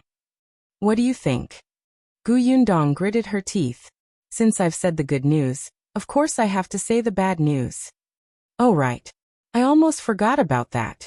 Qin Wenjung expressed that he did not want to hear it at all. Could he reject it? But looking at Yundong's round eyes, he could only give up and say resignedly, All right, go ahead. It's still about the Tao family. We need your help. Yundong and Shao Qingyuan looked at each other and moved aside. This was Shao Qingyuan's background. It was better for him to say it himself. Meeting Qin Wenheng's suspicious gaze, Shao Qingyuan told him how he had been adopted by old Master Li, and how he had learned the truth. Then he told him the results of his own investigation. Qin Wenjung was dumbfounded. He was considered a knowledgeable person. He had never heard of one's biological father and grandmother degrading one like this. Killing was quick and painless, but these two people wanted a servant to torture their descendant until his body and mind were damaged. Living was more miserable than death. Just because of what a fortune teller said? Qin Wenjung was furious when he heard this.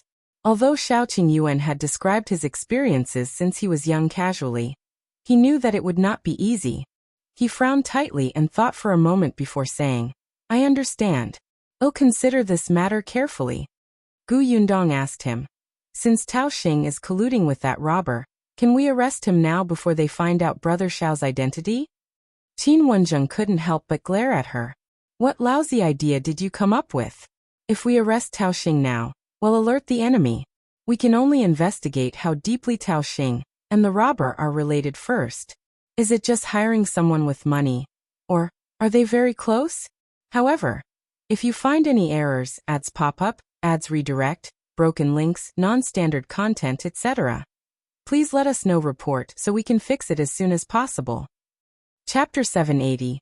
Gu Yundong looks at him like he was a fool to enjoy reading. A glint flashed across Qin Wenheng's eyes, as if he was about to come up with a bad idea. Gu Yundong's interest was piqued. But what?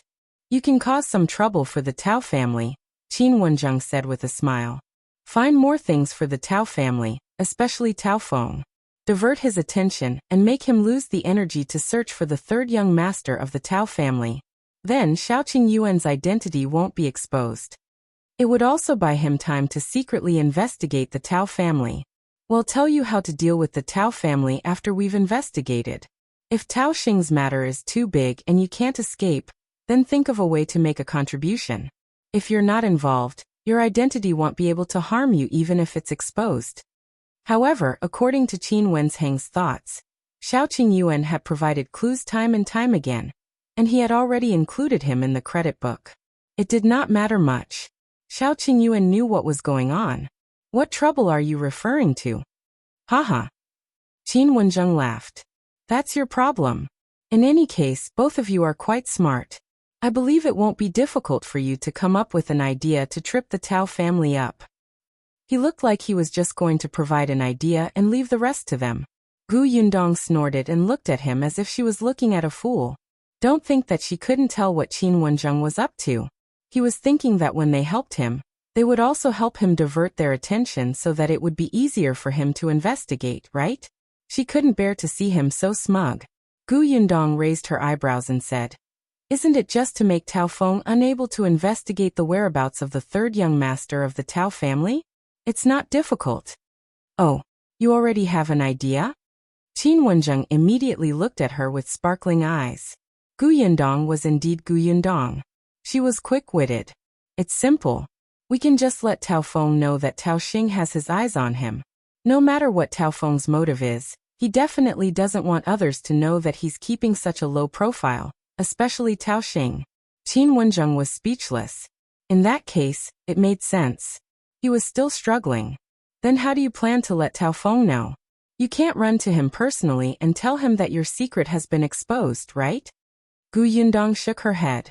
I'll hire someone to follow Tao Feng for a couple of days, and let him know that he's being followed. Tao Feng must be pondering who's following him. The first suspect will be Tao Xing, and Tao Xing is very confident of finding out Tao Feng's mistakes, so he's definitely not hasty. It's very abnormal that a person who's deprived of his power and who hates Tao Feng's guts should be so casual without setting up a trap for him. Yes, Tao Feng would suspect that Tao Xing knew something and followed him. As a result, Tao Feng didn't dare to do anything, especially looking for the third young master of the Tao family.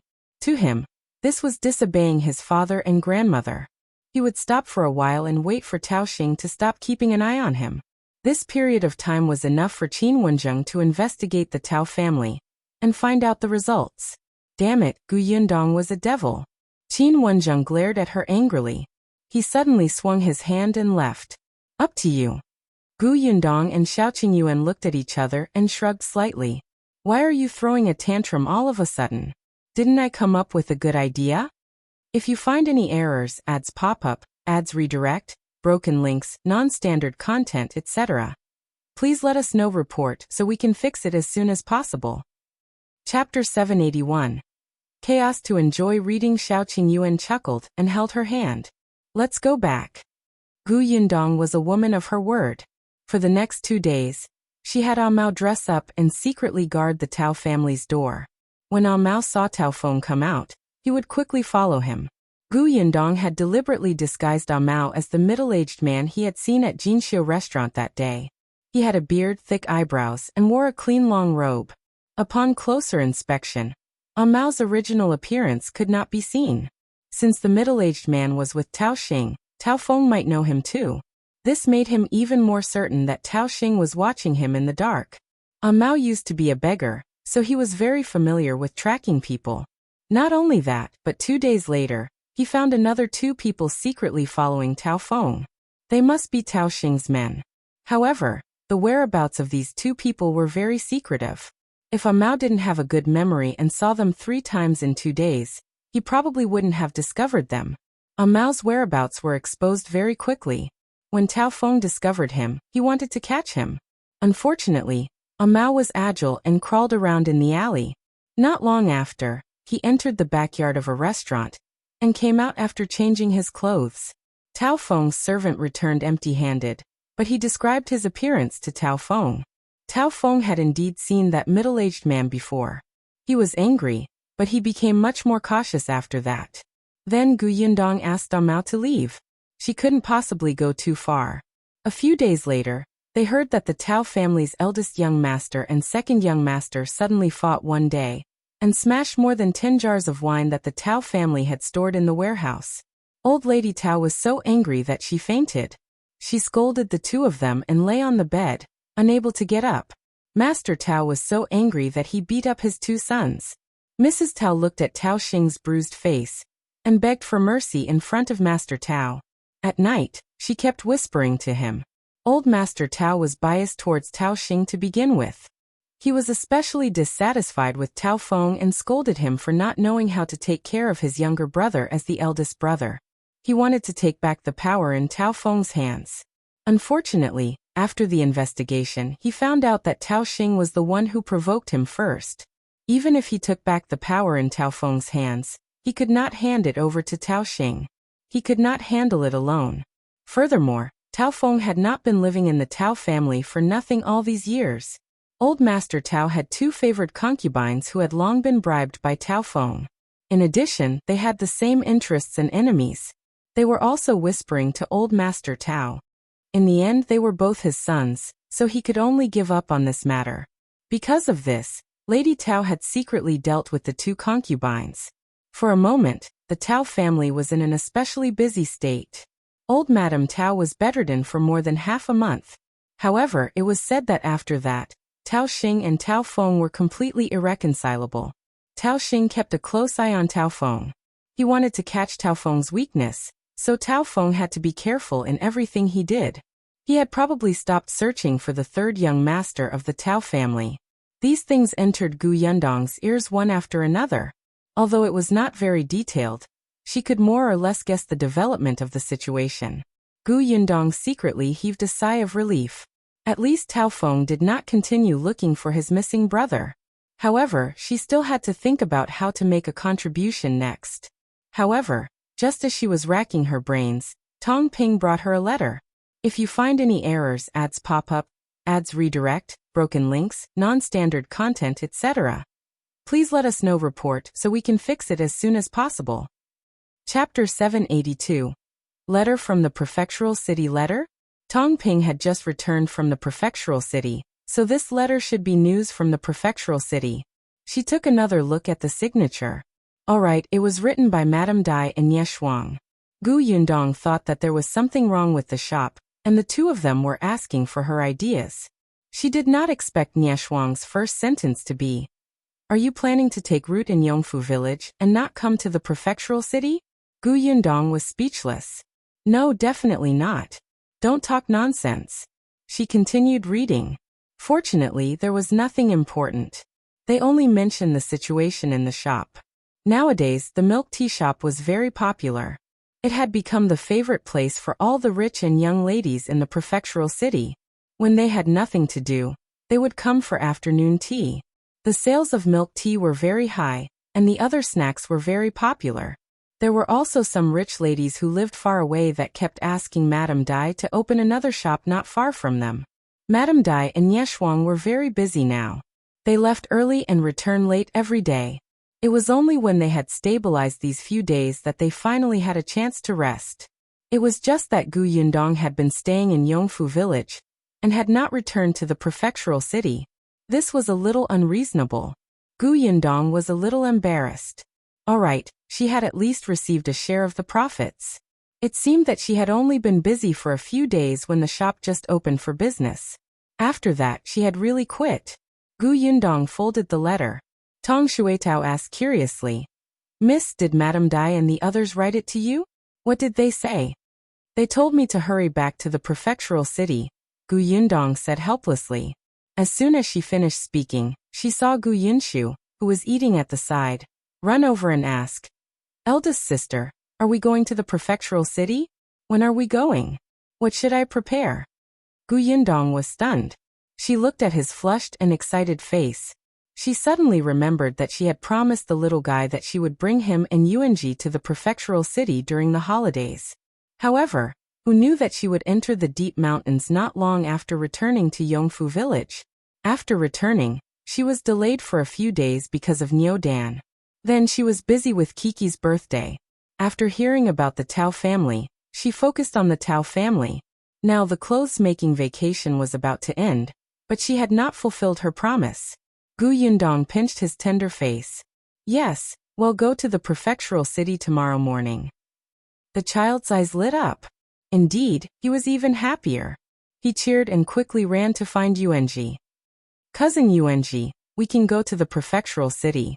Let me tell you, the prefectural city of Xuanhe Prefecture is very big. The city wall is very tall. More taller than 100 mi stacked together." The corners of Gu Yundong's mouth twitched. Then she laughed and exhaled. She put away the letter and went to the Shao family to look for Shao Qingyuan. She planned to tell him, but she did not know if brother Shao would go. Unexpectedly, Mao and the others heaved a sigh of relief when they heard that she was going to the prefectural city. Gu Yundong was puzzled. "What are you doing? You look as if I made you suffer in Yongfu village. Are you looking for a beating?" No. Absolutely not." The few of them waved their hands and shook their heads. Seeing Gu Yundong narrow her eyes, Mao laughed dryly and said, "Actually, young master and I had long wanted to go to the prefectural city. We have been waiting for you." Gu Yundong was stunned. Had they already planned to go to the prefectural city? "Why are you going to the prefectural city?" If you find any errors, ads pop up, ads redirect, broken links, non-standard content, etc., please let us know report so we can fix it as soon as possible. Chapter 783. All to the prefectural city, didn't I tell you last time? Mao said. Our young master found a doctor and plans to open the shop in the prefecture capital. Gu Yundong suddenly remembered. When she heard the news about the Tao family, she couldn't wait to discuss it with Shao Qingyuan. However, he was not around at that time. He had gone to find a doctor with good medical skills and morals. That doctor was originally a doctor in a medical center in the county. However, he was very stubborn and did not know how to put in a good word. He did not know how to be flexible, and did not have a good relationship with the shopkeeper or the medicine boy in the medical center. If not for his brilliant medical skills, the shopkeeper would have chased him out long ago. In the end, not long ago, another doctor with equally brilliant medical skills suddenly came to the medical center. The shopkeeper did not hesitate to kick this stubborn old doctor away. When Shao Qingyuan went to the doctor, he was unwilling to follow him to the prefectural city to see the medicine shop. It was Shao Qingyuan who said that there were more doctors in the prefectural city, and they could discuss and learn medicine from each other. In addition, Shao Qingyuan had the talent to learn medicine. This was the main reason why the doctor agreed in the end. In that case, Shao Qingyuan was going to the prefecture capital at that time? She slapped her forehead. Why didn't you guys warn me? Mao said aggrievedly. It's because you're busy and you're troubled by young master's matters. How can we disturb you again? Gu Yundong was speechless.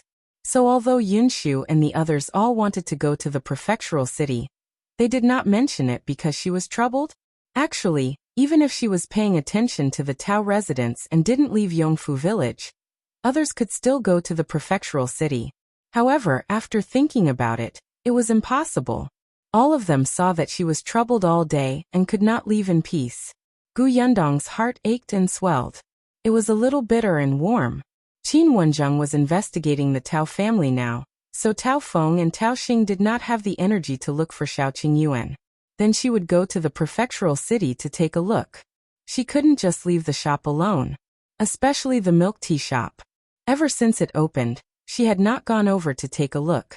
Thus, Gu Yundong waved her hand and brought her entire family to the prefectural city tomorrow. The children happily began to pack their things. The next morning they set off in a mighty manner. Looking at the excited Gu Yunshu and Bian Yuanji, Gu Yundong also relaxed. Forget it, let's put the matter of the Tao family aside first. The carriage arrived at the Xuanhe prefecture in the evening. Yuanji looked at the city wall in front of him and waited slightly. He thought to himself that he didn't need 100 yunshus to reach its height. After entering the city gate, although it was already a little late, compared to the county city, the prefectural city was still very lively. Yunshu and Yuanji stuck their necks out and squeezed by the window. They were dazzled. Sister, where is our shop? It's still a few streets away, Gu Yundong said. Kiki had also woken up, and she rubbed her eyes and squeezed over. The three little heads almost squeezed each other into a meat patty. She wanted to laugh. The carriage finally arrived an hour later. As Shuirong was the first to ride back and give instructions, when Gu Yundong and his family arrived home, the food was already hot. Yunshu and Yuanji bounced around in the courtyard. Eldest sister, is this our home? Cousin, where is the milk tea shop? Shall we go tomorrow? Yes, I'll bring you to the shop tomorrow. Just as Gu Yundong agreed, Lu Xing whispered, Miss, I'm afraid it's not appropriate to go on the streets tomorrow.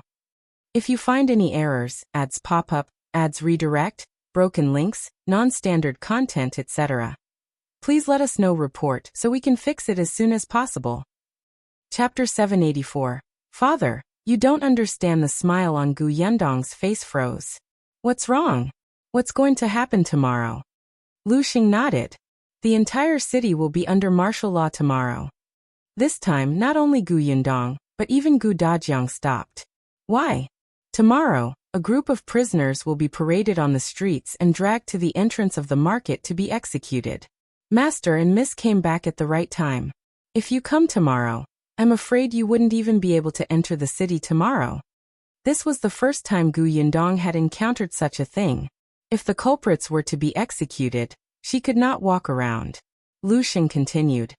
Although they want pass by the entrances of the two shops, there are too many people and it's rather chaotic.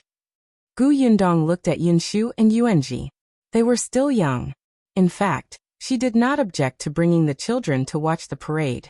After all, they were already literate in school, and would probably have to take an official career in the future. There was nothing to avoid. However, she was afraid that the scene would be too chaotic, and someone would take the opportunity to steal the children. In particular, who knew if someone would try to rescue the prisoners? If there were too many people, it was easy to get injured from stepping. So let's wait for them to grow up a little.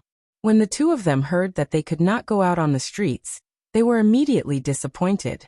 After all, their vacation was not long anymore. Every day counted. However, they also knew that they would definitely add trouble tomorrow.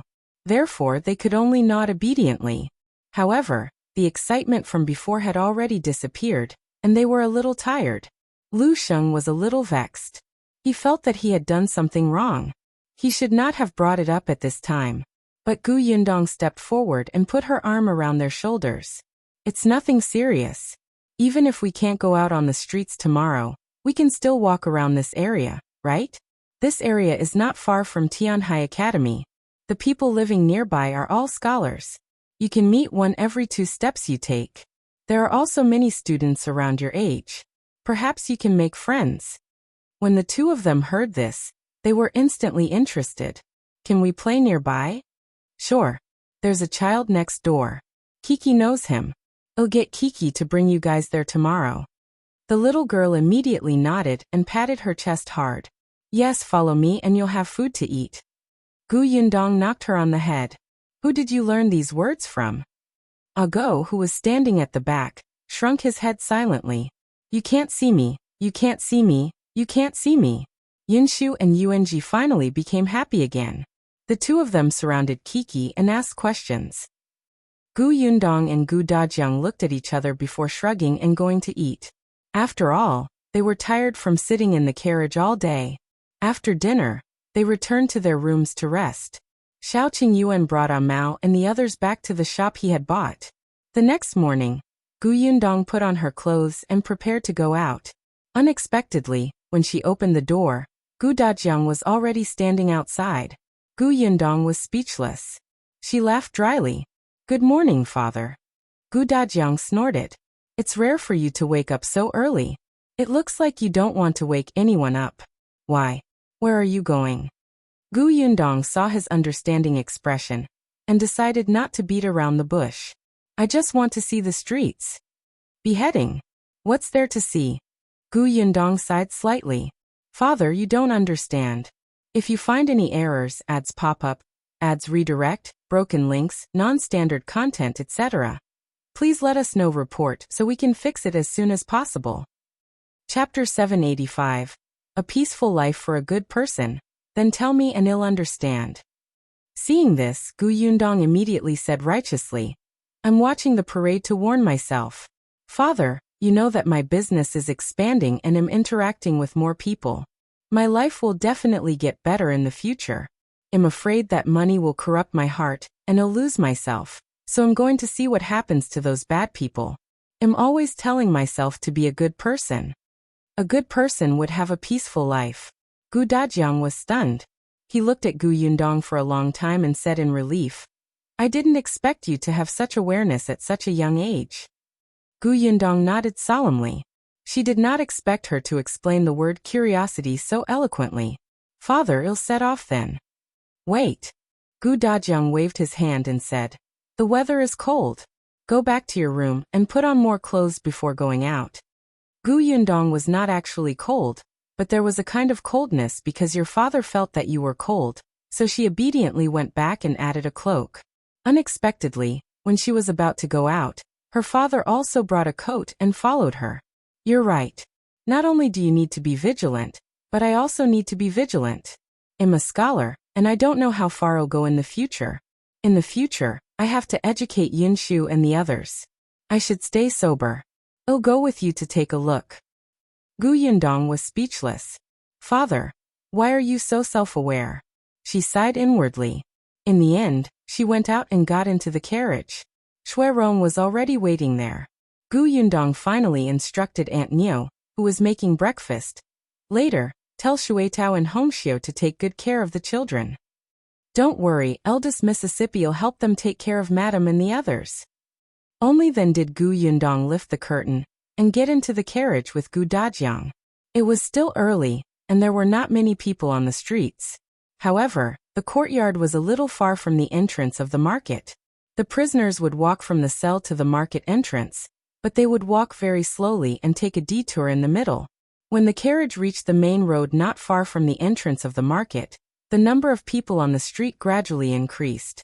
Yundong and Dajiang had breakfast at a wonton stall. There were also many people in the stall. They seemed to be here to watch the parade. Yundong also did not understand why everyone was so passionate about such things. What was there to see? It wasn't like her, who had come to broaden her horizons because she had never seen it before. After dinner, Yundong entered a nearby tea house and booked a table on the second floor. Fortunately, she came early. Otherwise, there wouldn't even be a seat here. It was said that someone had come to reserve a seat a few days ago. Yundong was speechless. It was not the parade of a top scholar. Why so many people? She shook her head and drank her tea while waiting. She also took a look at the scenery downstairs. She had never been to this area before. In her memory, she seemed to have passed by it once. Looking out from the second floor, she actually saw a slightly familiar figure coming out of a mansion. Steward Zhou? Could it be that the mansion was coincidentally a waiter from the tea house brought over a plate of peanuts? Yundong pointed in that direction. "Buddy, which family is that?" Following her finger, the shop assistant smiled. "That's the Zhou mansion." Zhou mansion. Sure enough, it was Zhou Dafa's house. It turned out that his residence was in this area. Speaking of which, Steward Zhou had messed up such a big matter last time, but he had not been chased away by Zhou Dafu. If you find any errors, ads pop up, ads redirect, broken links, non-standard content, etc., please let us know report so we can fix it as soon as possible. Chapter 786. She's not a devil. Yundong watched as Steward Zhou walked over. Not long after, he walked into the tea house and hurriedly went upstairs. He seemed to be here to reserve a seat, but just as he was about to speak to the waiter, he saw Yundong, who was sitting on the second floor and looking at him with a faint smile. Steward Zhou's expression changed drastically. He turned around and left. Yundong was instantly amused. She was not a devil, and this was not his territory or his tea house. Would she not be allowed to sit here? Steward Zhou left the tea house and looked up. Unexpectedly, his eyes met Yundong's. His face turned pale, and he hurriedly ran back to the Zhou residence. Yundong was speechless. Ever since Steward Zhou entered the residence, no one had come out from that door. Of course, she couldn't see the back door of the Zhou mansion, and she didn't know if they would use the back door. Yundong could not help but rub her nose. It seemed that he was so scared that he did not even dare to leave the house. It was simply a sin. As she was thinking, she suddenly heard exclamations. Coming, coming. Dajiang also said, the prison vans are here. Yundong no longer paid attention to the Zhou mansion. She looked at the 3 prison vans passing by the street downstairs. There was only one person in the first 2 prison carts, but there were 3 people squatting in the last one. This time, these 5 people were the ones who were to be executed. The prison carts were extremely slow, so it did not stop the onlookers by the roadside from throwing mud and rotten leaves at them. The people at the table next to Yundong were chatting. They were talking about the death row prisoners in the prison cart. Serves them right. This kind of evil bandit should have been executed long ago. Someone seemed to not know the identities of the prisoners and asked, are these bandits? What else? Those who knew looked indignant. You haven't forgotten what happened in Qingyuan Prefecture last year, right? Back then, the bandit leader barged into the government office and even dared to kill the officials. They also robbed all the rich families in the city. What's even more abominable is that they didn't let go of those innocent citizens. They killed everyone they saw. They're worse than beasts. They used the refugees outside the city at that time to incite the refugees to break into the Prefectural city, so that they could fish in troubled waters and do all kinds of bad things. Fortunately, Commander Zhao of our Shuanhe Prefecture led troops to quell the chaos back then. They killed and captured a lot of criminals, but that bandit leader still escaped. It was not easy for him to run to our Shuanhe Prefecture until he was captured. The 5 people who were executed today were the remnants of that group of bandits. They were arrested one after another in the past year. Do you see the men in the 2 prison carts in front? Those 2 are small leaders. I heard that they killed a few people during the robbery. The last 3 aren't good people either. They're all ruthless people who do bad things. As he spoke, the person suddenly lowered his voice and whispered, I also heard that someone might come to rescue the prisoners today. Everyone was shocked. Someone might come to rescue the prisoners? Then how dare you come out here to watch the commotion? That person snorted softly. What's there to be afraid of? The government office has already sent people to the surrounding area with many soldiers. It's fine if they don't come to rescue the prisoners. As long as they come, they won't be able to return. We're on the 2nd floor of this tea house. We're safe. Yundong was speechless. You're amazing. You even know about the government office. Moreover, the 2nd floor is not safe at all. She and Dajiang looked at each other. So this was the identity of the prisoner downstairs. Speaking of which, they had an ill-fated encounter with the father and daughter. If you find any errors, ads pop up, ads redirect, broken links, non-standard content, etc., please let us know report so we can fix it as soon as possible. Chapter 787. The woman who suddenly fell. The streets were still filled with voices and curses. The few prisoners had probably suffered a lot in the cell. Now, they could be beaten and scolded as they pleased, as if they were numb puppets. However, they were only a kilometer away from the entrance of the market. If someone really came to rescue the prisoners, they should have come. Otherwise, they would have to go to the entrance of the market and shout for the executioners to hold back. Unfortunately, even when the prison carts gradually disappeared, no one seemed to be rescuing the prisoners. The young man in the tea house who had previously made a solemn vow laughed dryly and said, Maybe there might be an ambush at the entrance of the market. Why don't we go to the entrance of the market to take a look? No, if there's really an ambush, what if we suffer? Gu Dajiang also heard the conversation and nodded repeatedly. He said sternly to Gu Yundong, "You're not allowed to go either." Gu Yundong did not know whether to laugh or cry. "I don't plan to go. Let's just wait for the news. They'll be executed at noon. We can go back after lunch." Gu Dajiang was relieved. He was really afraid that his daughter would go and watch the beheading in order to warn herself. It was so bloody and not suitable for girls to see. It was because of this that he had to follow her out. Gu Yundong and his daughter were not the only ones. There were not many people on the second floor who left after watching the commotion. They seemed to be waiting for noon, causing the entire tea house's business to be exceptionally good. The crowd downstairs had already dispersed. Some went to the entrance of the market, while others went home after watching the commotion and throwing the rotten vegetables. Gu Yundong and Gu Dajiang drank tea and waited until noon. They also ordered a few dishes. When it was time, someone quickly ran over and said, "Those bandits have been executed." "That's great, that's great." Cheers instantly erupted in the tea house. Gu Yundong was shocked. She saw that many people's faces revealed expressions of relief. Some people's eyes even turned red, and they clenched their fists tightly. She instantly understood that everyone hated this kind of bandit who committed all kinds of evil. Gu Yundong also smiled happily. After settling the bill with Gu Dajiang, she got up and went downstairs. Shui Rong went to bring the carriage over. While Gu Yundong and Shui Rong were waiting downstairs, many people came down from the second floor. The entrance of the tea house suddenly became crowded. In addition, many people had returned from watching the commotion at the entrance of the market. There were suddenly many more people on the streets. Gu Yundong and Gu Dajiang looked at each other and smiled bitterly. They should have left later. Now they could only hope that Shui Rong would bring the carriage over as soon as possible. Just as they were thinking about it, she saw Shui Rong walking over. Gu Yundong heaved a sigh of relief. After helping Gu Dajiang into the carriage, she asked Shui Rong to leave quickly and go home. Unexpectedly, just as Shui Rong pulled the reins and before the horse could take a step, a person suddenly staggered out and fell straight in front of the carriage. Shui Rong was speechless. "You can't play like this. If you want to extort me, at least wait until my carriage starts to move." There were so many people watching. They could all testify that you fell down yourself. The person who fell to the ground was a woman with a bag in her hand. When she fell just now, everything in the bag fell out, and a few even rolled under the carriage. She picked them up in a hurry, panic on her face. "I'm sorry. I didn't mean it. I'll pick them up now." Shui Rong was stunned.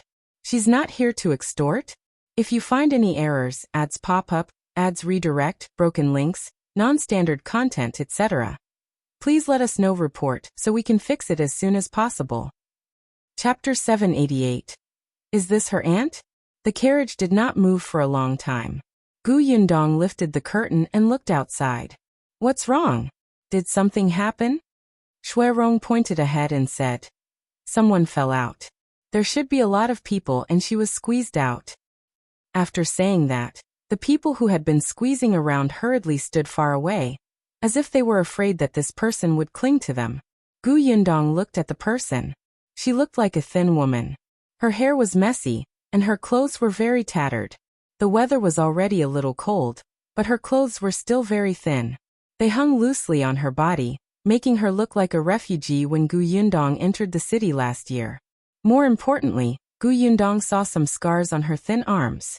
She held an old bag in her hand and squatted on the ground to pick up the wooden carvings scattered nearby. Yes, they were all wooden carvings. They were very small. There were wooden hairpins, spinning tops for children, and small boxes. The most exquisite one was the small screen that had fallen out but was already broken. Gu Yundong had just finished looking when Gu Dajiang alighted from the carriage. He squatted down and helped pick up the wooden carvings on the ground. Shui Rong and Gu Yundong also hurriedly got down. A few of the wooden carvings rolled further away, and Shui Rong crawled under the carriage. Gu Dajiang stuffed all the wooden carvings in his hand into Gu Yundong's hand. The latter carried them to the woman. "Auntie, this is for you. Keep it well. Be careful." "Ah, thank you, Mississippi." The woman opened the bag and placed the wooden carvings inside with trembling fingers. Then she kept apologizing. I'm really sorry. I didn't mean to fall in front of your carriage. I've wasted your time. I'll leave now. Thank you. As she spoke, she turned around and staggered forward. Gu Yundong sighed softly and turned to return to the carriage. Unexpectedly, when she turned around, she saw Gu Dajiang standing rooted to the ground in shock. Then he suddenly took 2 steps forward and grabbed the woman's arm. Gu Yundong was shocked. Father, what are you doing? The woman was also frightened. She lowered her head and wanted to avoid him, but Gu Dajiang was strong.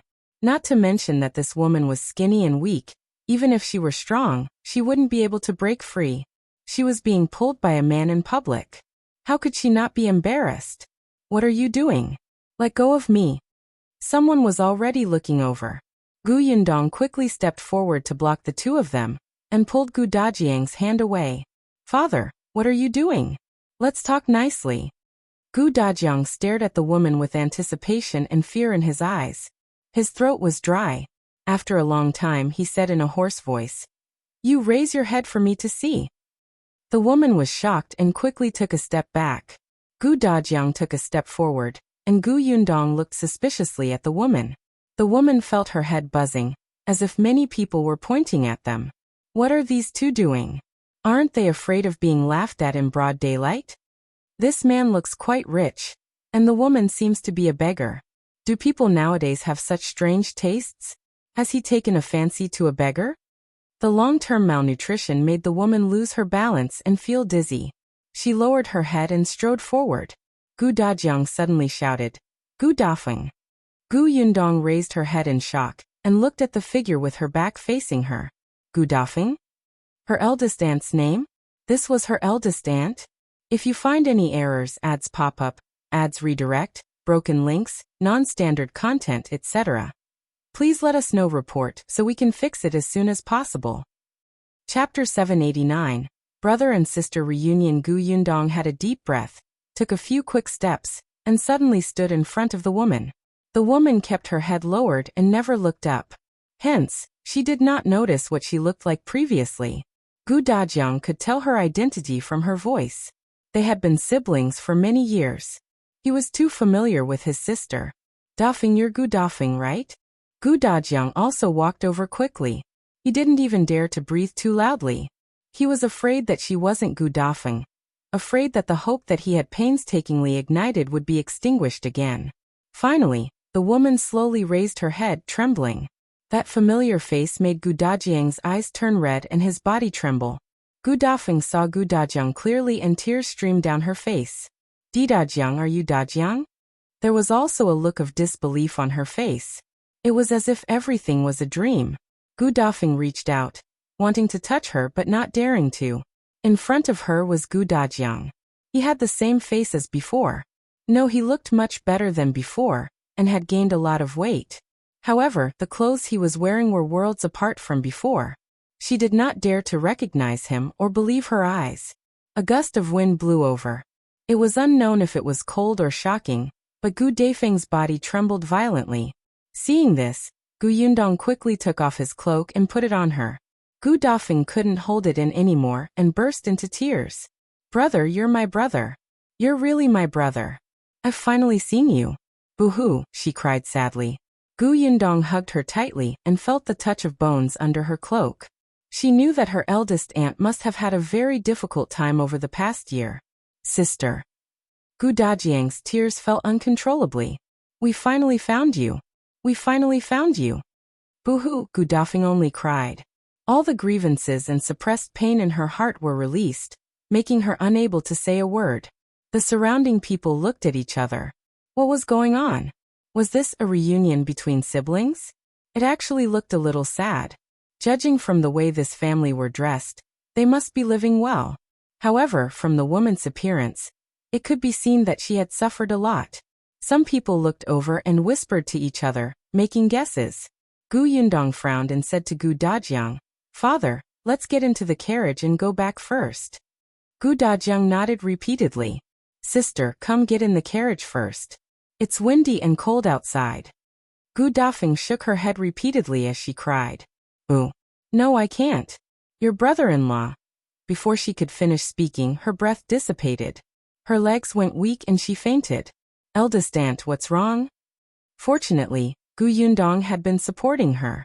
Otherwise, she would have fallen to the ground. Gu Dajiang quickly hugged her. Let's go to the medical center first. Coincidentally, there was one nearby. Gu Dajiang hurriedly carried her in and kept calling for a doctor. Doctor, quickly save her. Gu Yundong hurriedly instructed Shui Rong to bring the carriage to the side and wait. Then she hurriedly followed. Someone immediately walked out of the clinic and took her pulse carefully. He said, "Don't worry, it's nothing serious. She just hasn't eaten for a long time and is weak." Coupled with her excitement, she fainted. She'll be fine after resting for a while. If you find any errors, ads pop up, ads redirect, broken links, non-standard content, etc., please let us know. Report so we can fix it as soon as possible. Chapter 790. Still alive. How great! Gu Dajiang heaved a sigh of relief, but when he thought of how the doctor had said that she hadn't eaten for a long time, he frowned again. He wondered where his sister had been for the past year or so, and what kind of life she had led. And brother-in-law. By the way, brother-in-law, Gu Dajiang thought of the wooden carvings. His brother-in-law used to be a carpenter. These wooden carvings should have been carved by his brother-in-law. Back then, he had gotten off the carriage to help pick them up because he had seen the wooden carvings. In that case, his brother-in-law was still alive. However, their life was probably not easy. Still, at least they were alive. Gu Dajiang heaved a sigh of relief. She looked at the unconscious Gu Dafeng and felt very uneasy. Father, I'll go to the restaurant next door to buy a bowl of porridge. When eldest aunt wakes up, I'll fill her stomach and warm her up, Gu Yundong said softly. Gu Dajiang looked up. Thank you. Not at all. Finding eldest aunt is more important than anything else. She smiled and ran out of the clinic. The crowd had already dispersed. Gu Yundong entered the restaurant next door and ordered a bowl of hot porridge and stir-fried some side dishes. People who had not eaten for a long time should not eat greasy food, so she only made 2 vegetarian dishes with minced meat. When she returned with the food box, eldest aunt Gu was still unconscious. Gu Dajiang frowned at the side, deep in thought. Father, what's wrong? Gu Dajiang sighed slightly and stood up to pull Gu Yundong to the side. He said in a low voice, I'm afraid that she won't be able to take it if I tell her about Mulan. Gu Yundong thought for a moment. Then let's not talk about it for now. Well, tell eldest aunt when she gets better. Sigh, that's good too. With Yuanji around, your aunt can be stronger. Gu Yundong felt that. Actually, father, you don't have to worry too much. Ever since we escaped last year, there have been too many such things. In the past year or so, I think eldest aunt and eldest uncle have already prepared for the worst. Although that was the case, before confirming the news, they could still comfort themselves and say that they had a glimmer of hope. As the father and daughter were talking, a faint voice suddenly came from behind. The two of them hurriedly turned around and saw that eldest aunt Gu had indeed woken up. She looked dazed, as if she hadn't registered where she was or remembered what had happened before she had passed out.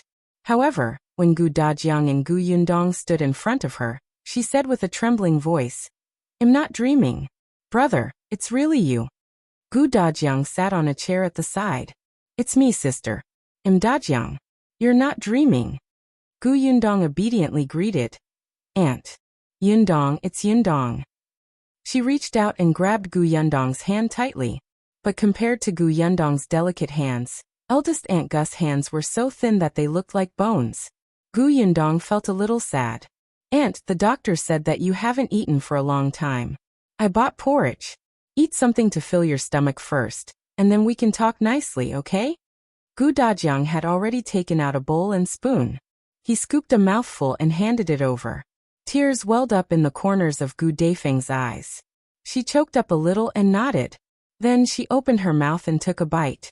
After swallowing the soft porridge, she seemed to warm up. Looking at her brother in front of her, Gu Dafeng wanted to cry and laugh. It was great that her brother was still alive and her niece was fine. She didn't even dare to think about meeting them again in the past. If you find any errors, ads pop up, ads redirect, broken links, non-standard content, etc., please let us know. Report so we can fix it as soon as possible. Chapter 791. They are now people of the Zhou mansion. After eating the porridge, Dajiang helped her sit down and asked her in a low voice, "Have you been in Shuanhe Prefecture for the past year? Where do you live? Where's brother-in-law?" At the mention of her husband, Gu Daifeng's face turned slightly pale. She covered her face with both hands, her voice anguished. "Your brother-in-law's legs are broken." Gu Dajiang's pupils constricted. His legs were broken? Gu Yundong also frowned. Indeed, her eldest aunt's life was very difficult. She squatted down and gently stroked her back. She said softly, "Then where are you staying now? Let's bring uncle here, and let the doctor take a look. Find the best doctor in the prefectural city. I happen to know someone from Huimin Medical Center. Let's get the doctor from the medical center to take a look. Perhaps he can get better?" Gu Dafeng was stunned and looked up. Really? A glimmer of hope lit in her eyes. Can he really be cured? Gu Yundong did not dare to give her an affirmative answer in case she was disappointed again. "We have to find a doctor to take a look first. If the doctor at Huimin Medical Center can't treat him, we'll go to the capital. There will be a way."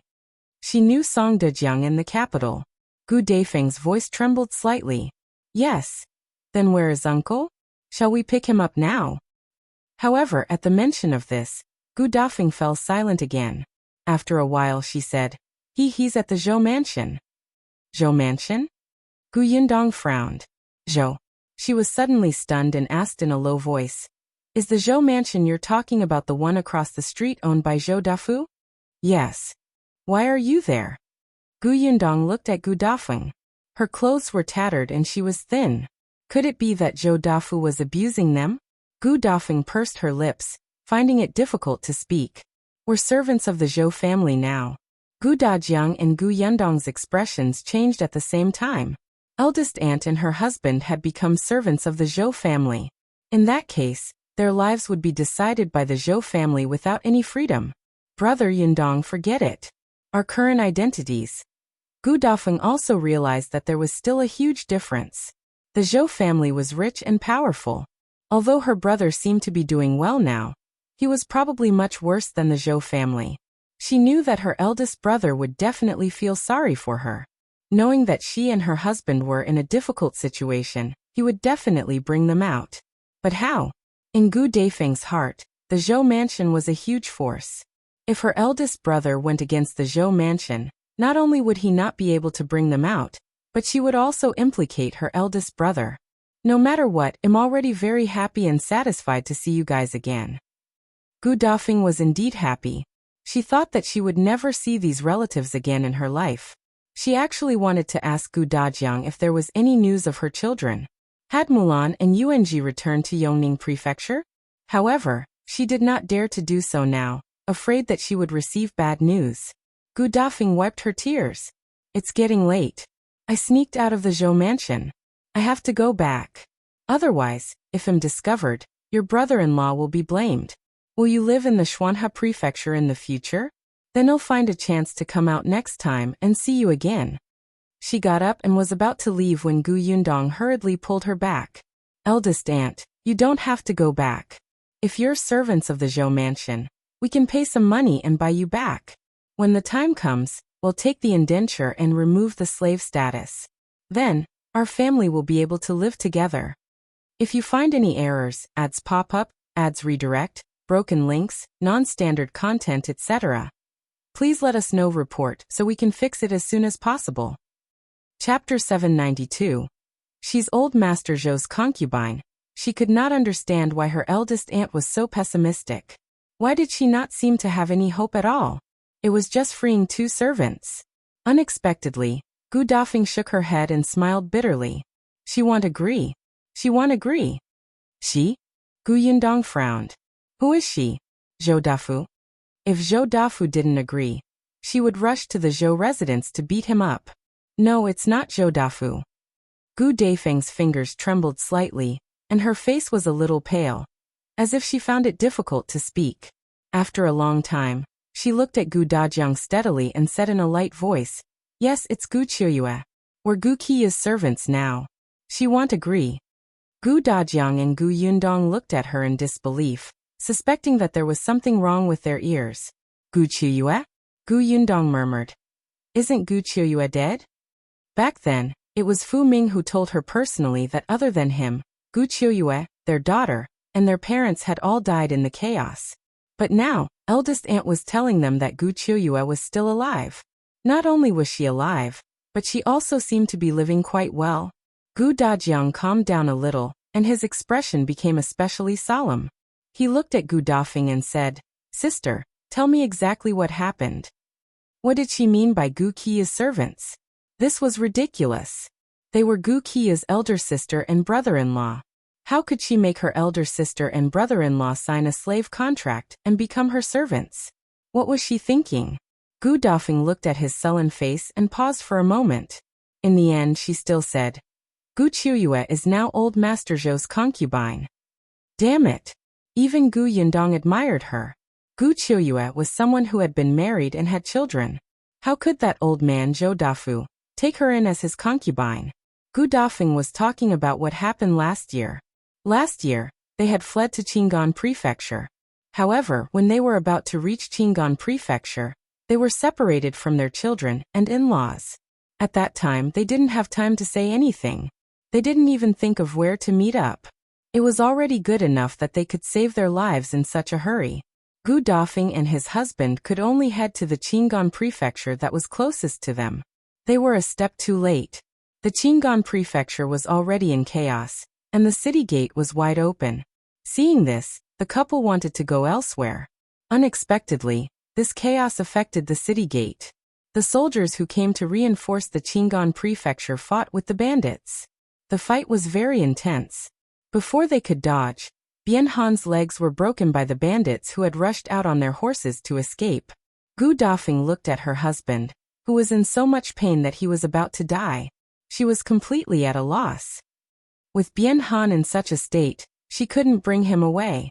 Fortunately, the chaos in the city had slowly been eased at this time. A large number of bandits had already been captured or fled, and the order in the city was gradually recovering. Gu Dafeng carried the unconscious Bien Han into the city, wanting to find a doctor to treat his legs. However, where could they find a doctor at a time like this? There were dead people everywhere, people who were seriously injured, medical halls were all closed, and the pharmacies were robbed. They didn't even have a place to rest, let alone find a doctor. After 2 days of delay, Bien Han's legs started to swell and pus gradually, and he was about to be completely crippled because he didn't have time to treat it. Bien Han even had a high fever because of this. If he was not treated, he would not even be able to save his life. Then they met Gu Qiuyue. If you find any errors, ads pop up, ads redirect, broken links, non-standard content, etc., please let us know. Report so we can fix it as soon as possible. Chapter 793. Be My Servants. Gu Dafeng and Gu Qiuyue didn't have a good relationship in the past. It was just that the age difference was a little big. Coupled with the fact that they were already married, they rarely met. However, no matter what their relationship was in the past, Gu Dafeng was really happy to meet her family at this time. However, Gu Qiuyue clearly did not think so. For some reason, she had become the concubine of a rich family with the surname Zhou in the prefectural city of Qingyuan Prefecture. Furthermore, she seemed to be very doted on. When she saw Gu Dafeng like that, she only felt happy. However, she was not as happy as someone who met their relatives in a foreign land. Especially when she saw Gu Dafeng's desolate appearance and Bien Han's almost hopeless legs. Gu Qiuyue originally wanted to ignore them. She turned around and left as if she didn't know them. However, she returned not long after and looked at them with a condescending expression. Gu Dafeng, are you trying to save your husband? If you beg me, I'll find a doctor to treat his legs and give him medicine so that you can both survive. Gu Dafeng knew that Gu Qiuyue had gone overboard, but looking at her dying husband, she knelt down and begged her without a word. There was nothing else she could do but beg her. Gu Qiuyue was indeed very happy. She laughed until her entire body was trembling. She squatted down and her eyes were filled with malice. All right, I'll save him, but you'll sell yourselves and sign a contract to become my servants. How about that? Gu Dafeng was shocked. Gu Qiuyue wanted them to be servants? Of course, she was unhappy, but at this point, Gu Dafeng could only accept her fate. Moreover, a day ago, she was actually thinking of selling herself to exchange for her husband's life. But now there were refugees everywhere. How many people would put a straw on their heads and sell themselves just to have a bite to eat? This kind of person who did not seem to be a burden and looked like a laborer did not have many buyers. Forget it, she was already prepared to sell herself anyway. Now her master had just changed to Gu Qiuyue. Other than feeling disgusted, there was no other difference. Gu Dafeng agreed and pressed her thumbprint on the indenture along with the unconscious Bian Han. Then, she quietly followed Gu Qiuyue back to the Zhou mansion. As expected, Gu Qiuyue found a doctor to treat Bian Han's legs. However, this doctor's medical skills were not good. Not only did she make Bian Han suffer, but his legs were also not completely cured. However, his legs were no longer swollen and pus was no longer flowing out. The high fever on his body had also subsided. No matter what, his life was saved. That was enough. Nothing else mattered. However, what followed was eldest Aunt Gus' calamity. She had become Gu Qiuyue's servant, and it was common for her to be beaten and scolded. Once Gu Qiuyue was unsatisfied with her serving tea and water.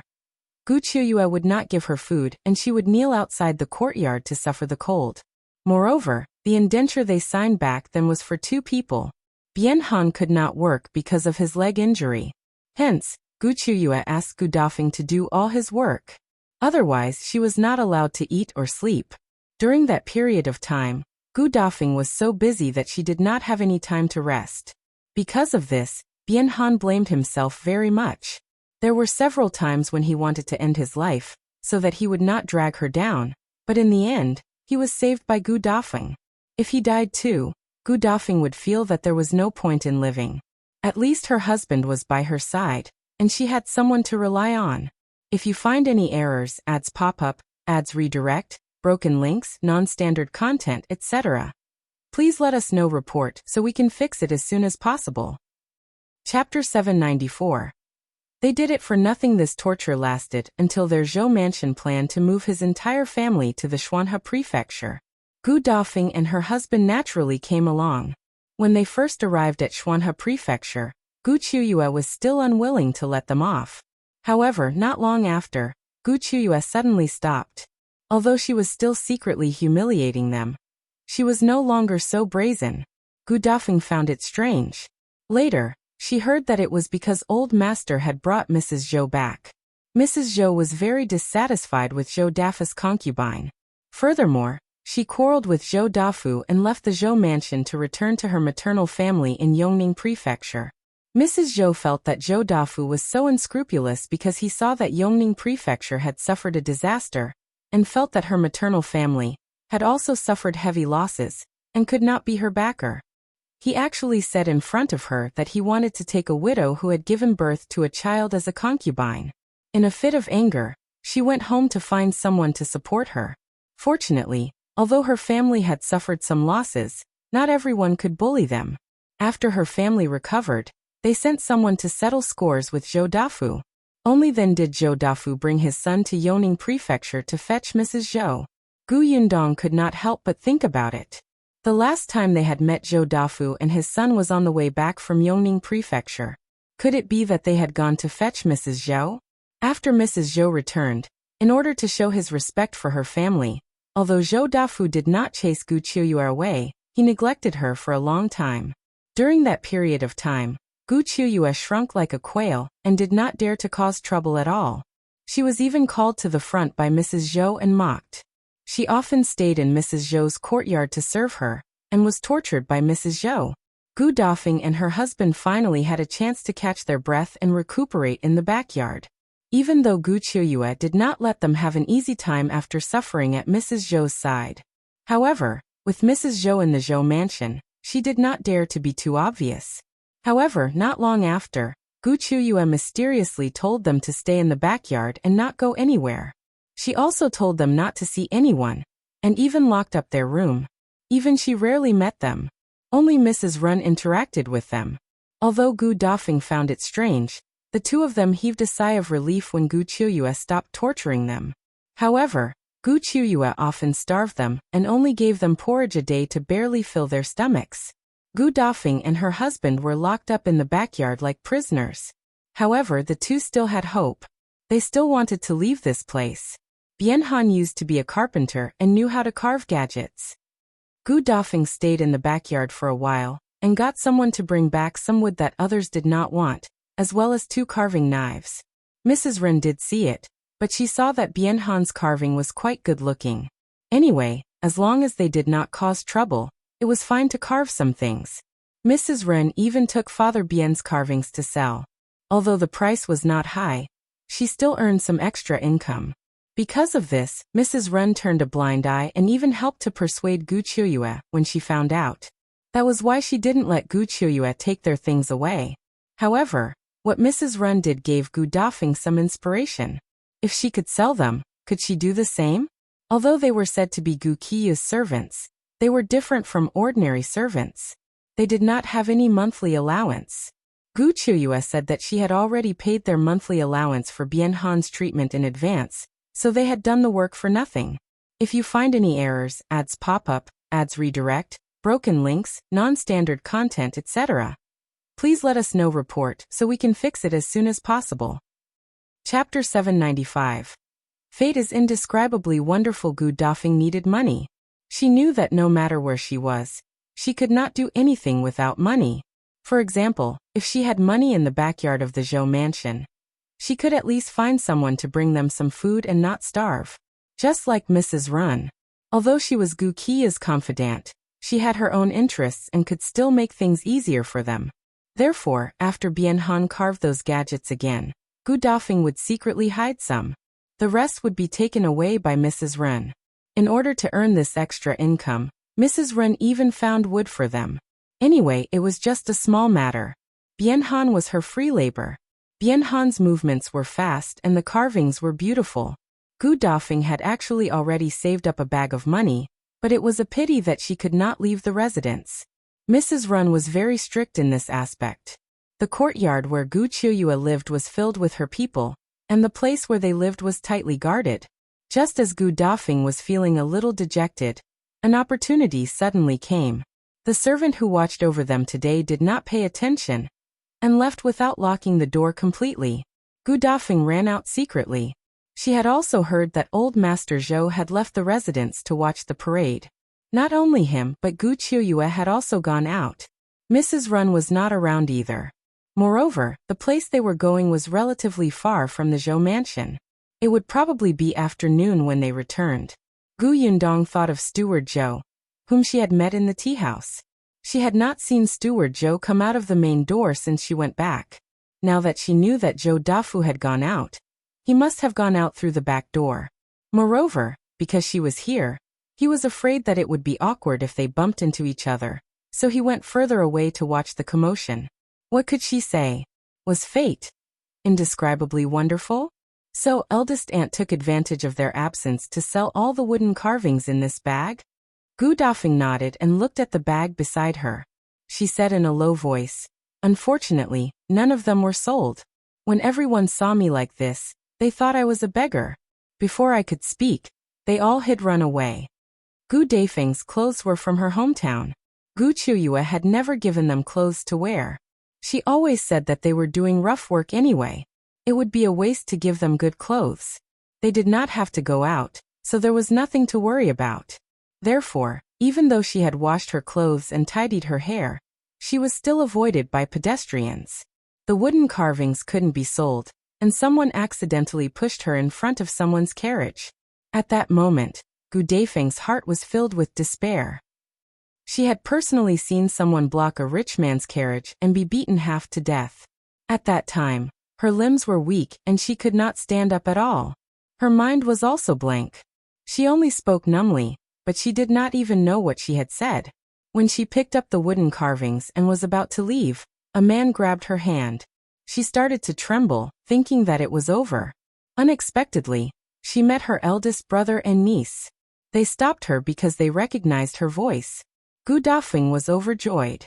She wished she could hug her eldest brother and cry on the spot. She wanted to cry out all the emotions she had suppressed for the past year. Finally, she didn't have to hold on like this anymore. She and her brother were reunited. If you find any errors, ads pop up, ads redirect, broken links, non-standard content, etc., please let us know report so we can fix it as soon as possible. Chapter 796. Oh, bring uncle back. Gu Dajiang's eyes turned red when he heard that. He held his sister's hand and said, with me around in the future, you can be at ease. I won't let you suffer like this again. Then he gritted his teeth. Gu Qingyuan, this beast. Previously, she lied to me that Yundong and the rest went to Wanqing Prefecture. Now she's using all means to torture your own sister and brother-in-law. He looked at Gu Yundong.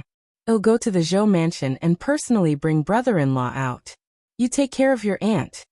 Gu Dafeng quickly pulled him back. Brother, don't be rash. The Zhou family is not an ordinary family. You'll suffer if you go. Gu Yundong also stopped him. Father, don't go. I'll go to the Zhou mansion. You can't go either. Yundong, you don't know. Gu Dafeng wanted to stop her. Gu Yundong shook her head. It's all right, aunt. I know old Master Zhou. Eldest Aunt Gu was stunned. You know old Master Zhou? That's right. Not only do we know each other, but we also have some ties. When my shop opened, he gave me a huge gift, Gu Yundong said meaningfully. So don't worry. Even if Gu Qingyuan doesn't agree to let you go, she is Zhou Dafu's concubine. As long as Zhou Dafu agrees, it's useless for her to object. Gu Dafeng was stunned. Yundong had opened a shop? Old Master Zhou had even sent a congratulatory gift?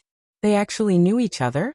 Gu Yundong said to Gu Dajiang, Father, I've interacted more with old Master Zhou and know his personality. It's more suitable for me to ask him for her. You haven't met Zhou Dafu before. He doesn't know you. If he's unwilling to see you, you won't be able to ask for anything. Most importantly, if Gu Qingyuan finds out, it'll be disadvantageous for us if she's on guard. Gu Dajiang frowned. Although he wanted to teach Gu Qingyuan a lesson personally, what Yundong said made sense. Hence she nodded. All right, nothing else is important. The most important thing is to bring your uncle out and get the indenture. Yes, I know. Gu Yundong smiled. Eldest aunt, rest well. I will reunite your family. Gu Dafeng was still very worried. Her niece was only 15 years old, and she used to be a timid girl who did not speak much. Zhou Dafu was a businessman. He had been in the business world for a long time and had a big estate. Such a person was an old fox.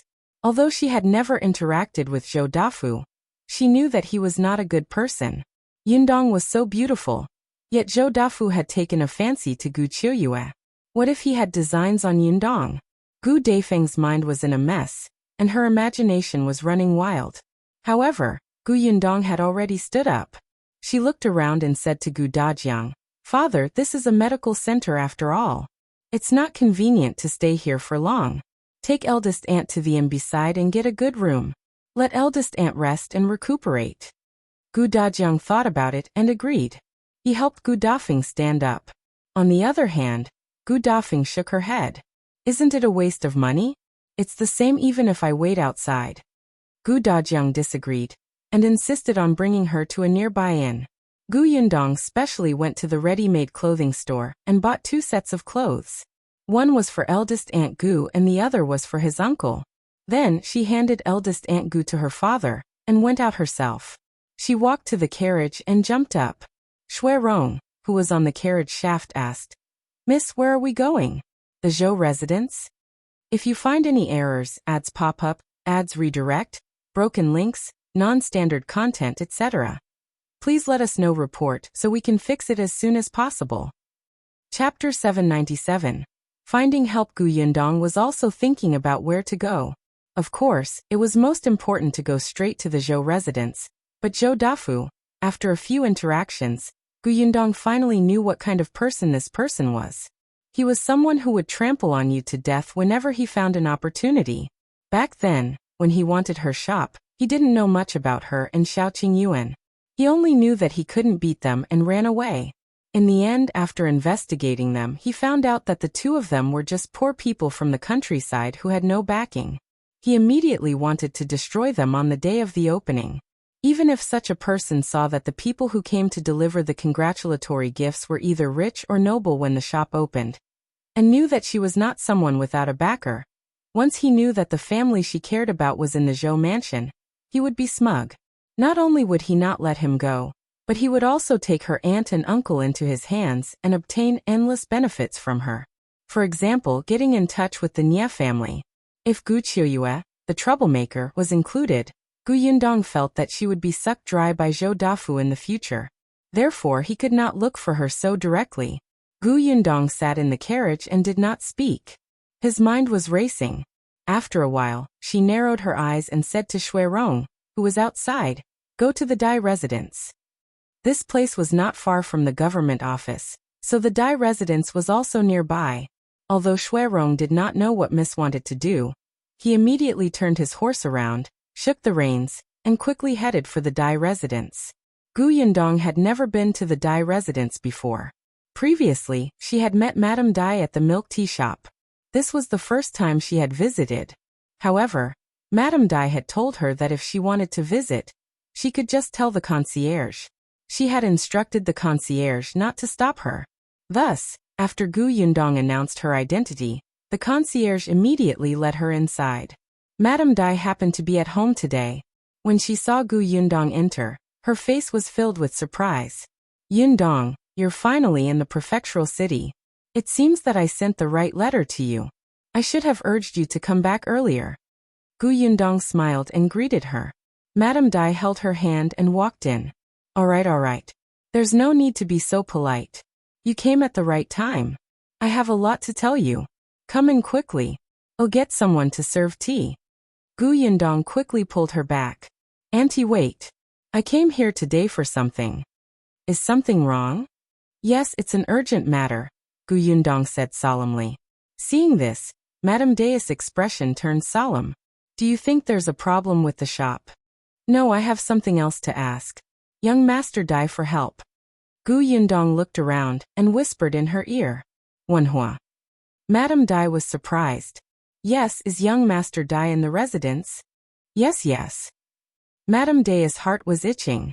She didn't know why Yundong was looking for Wenhuo. She knew that Wenhuo had gone to Yongfu village last time. When she returned home, she even specially asked him. Wenhuo simply said that Gu Yundong and Shao Qingyuan had helped him a lot. After that, she didn't say much. Madame Dai knew that there were some things that she shouldn't know too much about, so she didn't ask further. Could it be that Yundong was looking for Wenhuo today, because of what happened back then? Why didn't young Master Shao come looking for him? Madame Dai thought a lot, but she knew her limits. Her husband and son were doing something big, so she shouldn't inquire what she shouldn't know. If you find any errors, ads pop up, ads redirect, broken links, non-standard content, etc., please let us know report so we can fix it as soon as possible. Chapter 798. The petty Dai Wenhuo. Hence, Madame Dai quickly asked the maidservant to look for Dai Wenhuo. What a coincidence. Wenhuo happened to be at home today. Today was the day that the bandits were going to be executed. There was indeed news that there might be accomplices coming to rescue the prisons, so Dai Wenhuo secretly deployed people to keep an eye on the few people who were to be executed. Unexpectedly, there was nothing unusual. The bandits did not come. Dai Wenhuo waited for the bandits to be beheaded before returning home. Just as he finished eating and changed his clothes, he heard his mother call him over. Dai Wenhuo quickly packed up and went to pay his respects to his mother. Then he saw Gu Yundong standing there. He was stunned for a while before Madame Dai said, "Come quickly. Yundong is looking for you. She has something important to discuss." As she spoke, Madame Dai left, leaving Dai Wenhuo and Dajiang behind. Dajiang nodded. "Miss Gu." Gu Yundong nodded at him and walked to Dai Wenhuo. "I want to ask you for a favor." Dai Wenhuo dug his ears. "Who did you say you were asking for help?" "This guy. He must have hated her for not sharing the porridge with him when they were deep in the mountains. What a petty man. Please, Dai Wenhuo." Forget it. She was a magnanimous person. She would let him be smug for 2 days. Dai Wenhuo finally knew that this was a private matter. Since it was not serious, he was not in a hurry. He raised his eyebrows and asked again. "I didn't hear you clearly. Say it again." Dajiang, who was standing behind him, shouted in his heart. "Young master, where's your grace? Do you not want that brother of yours, young Master Shao? Why are you making things difficult for Miss Gu like this? Moreover, Miss Gu will definitely take revenge in the future. It won't do you any good to act rashly. Gu Yundong secretly took a deep breath and put on a fake smile. It's fine if you didn't hear me clearly. If your house wasn't close, I wouldn't have come to look for you. But it seems that I found the wrong person. After all, you're deaf. I'm afraid you can't help much. Goodbye. Her first choice was the steward of the Nie residence, alright? Zhou Dafu wanted to cozy up to the Nie residence, and it was said that he had treated the steward to several meals. However, the Nie residence was far away. Furthermore, she was not as familiar with the steward as she was with Dai Wenhuo. Unexpectedly, Dai Wenhuo was nothing. She turned around and was about to leave when Dai Wenhuo suddenly stood up from his chair. Wait. He took 2 steps forward and stood in front of Gu Yundong. Forget it. For Shao Qingyuan's sake, just tell me what it is. I'll help you. I don't want him to fight me to the death if you run to him and cry. He didn't say that he wouldn't help. This woman really didn't have any patience. He wasn't such an ungrateful person. Last time, it was her and Shao Qingyuan who brought him into the mountains and gave him such a big clue. Gu Yundong snorted coldly. She wanted to put on airs and let him know that there was a price to pay for his foul mouth. However, she couldn't wait any longer. Who knew if Gu Qingyuan would find out about her eldest aunt's absence and settle the score with her eldest uncle? Thus, Gu Yundong did not delay any further and briefly explained the matter. Dai Wenhuo frowned when he heard that. After a while he nodded and said, "All right, let's go to the Zhou residence. Find me a set of servant's clothes. I'll go with you. Zhou Dafu knows me. I'll dress up." Dai Wenhuo nodded and got someone to bring her a new set of clothes. Then he got Dajiang to prepare the carriage. If you find any errors, ads pop up, ads redirect, broken links, non-standard content, etc., please let us know. Report so we can fix it as soon as possible. Chapter 799. To the Zhou mansion, disguised Gu Yundong borrowed Madame Dai's room and put on makeup for himself. Madame Dai watched from the side. Although she did not know what Gu Yundong was doing dressed up like this, she saw that Gu Yundong had skillfully turned an exquisite and gentle girl into a slightly delicate, but tough man in a short period of time. She exclaimed as if she was watching a show. As expected. I knew that the more I get to know you, the more capable you are. I really want to see what other abilities you have. Madame Dai was really envious of her hands. She felt that they could turn something rotten into something magical. Gu Yundong smiled. I'll teach Auntie when I'm free. That's a deal. Okay. Gu Yundong bade her farewell and hurried out. As soon as she left, Madame Dai's gaze landed on the makeup items on her dressing table. She picked them up eagerly and gestured at her face. Gu Yundong had already walked out of the Dai residence. There were 2 carriages parked there. Dai Wenhuo stood beside one of them. Gu Yundong walked toward Shuirong. Go back to the inn first. Yes, miss. Gu Yundong nodded and turned to walk towards Dai Wenhuo. Dai Wenhuo did not recognize her at first. It was only when she was close that he widened his eyes and looked at the delicate servant. Gu Yundong had already lifted the curtain and went up. Hurry up. We're in a hurry. Dai Wenhuo coughed lightly and tried his best to hide the surprise on his face. She was indeed the best at drawing charcoal. He did not expect this skill to have such a magical effect on her face. Gu Yundong looked straight ahead, but she knew that Dai Wenhuo would occasionally turn to look at her. If she knew what Dai Wenhuo was thinking, she would probably vomit blood. How could everything be related to painting? Gu Yundong had something on her mind and was not in the mood to chat, so she was very silent along the way.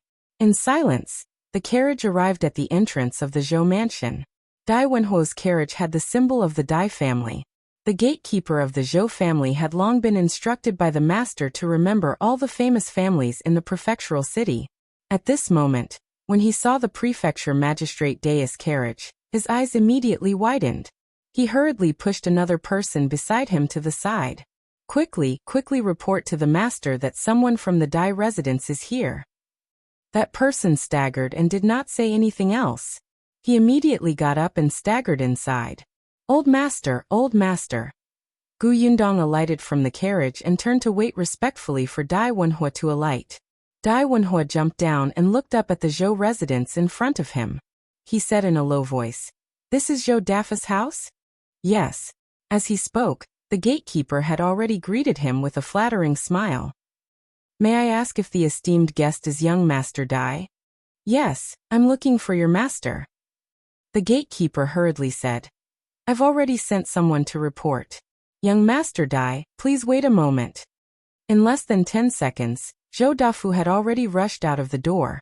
Young Master Dai, please forgive me for not coming out to welcome you. Gu Yundong narrowed her eyes and lowered her head. Dai Wenhuo glanced at her without batting an eyelid and walked up. I hope old Master Zhou won't take offense at my unannounced visit. You're welcome. Please come in, young Master Dai. Dai Wenhuo led Gu Yundong and Dajiang inside, led by Zhou Dafu. If you find any errors, ads pop up, ads redirect, broken links, non-standard content, etc., please let us know report so we can fix it as soon as possible. Chapter 800. Someone's secret help. At the same time, in the Zhou mansion's tranquil orchid courtyard, a nanny was talking to Mrs. Zhou. According to Madame's instructions, we bribed the servants of the snow-blowing garden and opened the door for the couple. That Gu wife did indeed leave with a bag.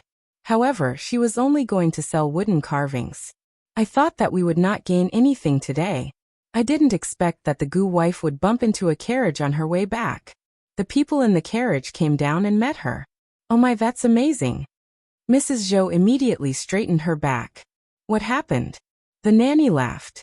A man came out of the carriage and actually called the Gu wife sister. Mrs. Zhou's eyes widened. Really? Yes, I heard it clearly. The nanny did not expect such a gain. She had been keeping an eye on the garden for some time. Concubine Gu had not been with master for a long time, and did not have much power. However, Mrs. Ren had taken her side, and Mrs. Ren was not on good terms with Mrs. Zhou, so she had been helping Concubine Gu. Mrs. Ren was a person who liked to hold grudges. In the past, she had served the old madam. Before the old madam died, she asked the old master to take care of Mrs. Ren. Therefore, even if Mrs. Zhou wanted to deal with her, she had to consider carefully and tactfully. However, when master took Concubine Gu in, Mrs. Zhou went back to her mother's family in a fit of pique, giving Mrs. Ren time to get together with Concubine Gu and arrange for her former friends to join the snow-blowing garden. That was why it was so difficult for her to find out what was going on in the garden, and Concubine Gu had not come out of the garden a while ago. But she had heard from a servant that Concubine Gu was locked up with a couple.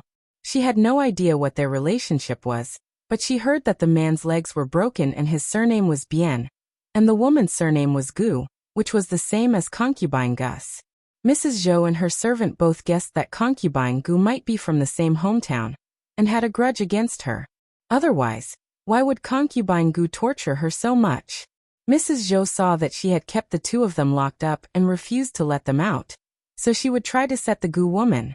It was because she opened the door that Gu Dafeng was able to leave the Zhou mansion unhindered and reach the streets. The nanny followed behind her quietly and saw Gu Dajiang reuniting with her. After Mrs. Zhou heard this, she tapped her fingers on the table and frowned. Don't you know who's in the carriage? I don't know about that, the nanny said shamefully. I originally wanted to ask around, but unfortunately, that man booked a room in the inn next door. His daughter left in a carriage. The carriage moved too quickly, so I couldn't follow. He got a room in the inn.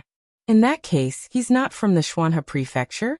The nanny thought for a moment and nodded slightly. I'm afraid so. Mrs. Zhou sighed. So you are saying that the brother of the Gu family doesn't dare to seek revenge from the Zhou family and Concubine Gu?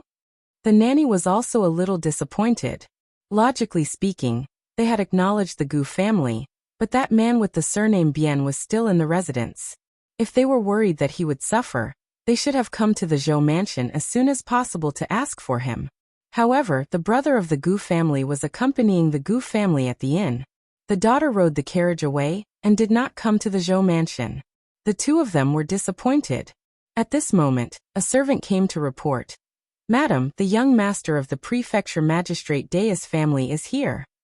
If you find any errors, ads pop up, ads redirect, broken links, non-standard content, etc., please let us know report so we can fix it as soon as possible.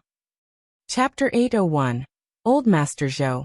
Please give him to me. Mrs. Zhou instantly came back to her senses and temporarily put aside the matter of the Gu family. She asked in surprise, "The young master of the Prefecture Magistrate Dais family? When did we have a relationship with the Dai family?" The servant shook his head. "I don't know. Master seems to be quite puzzled too." Mrs. Zhou thought for a moment. "Go to the front yard and wait.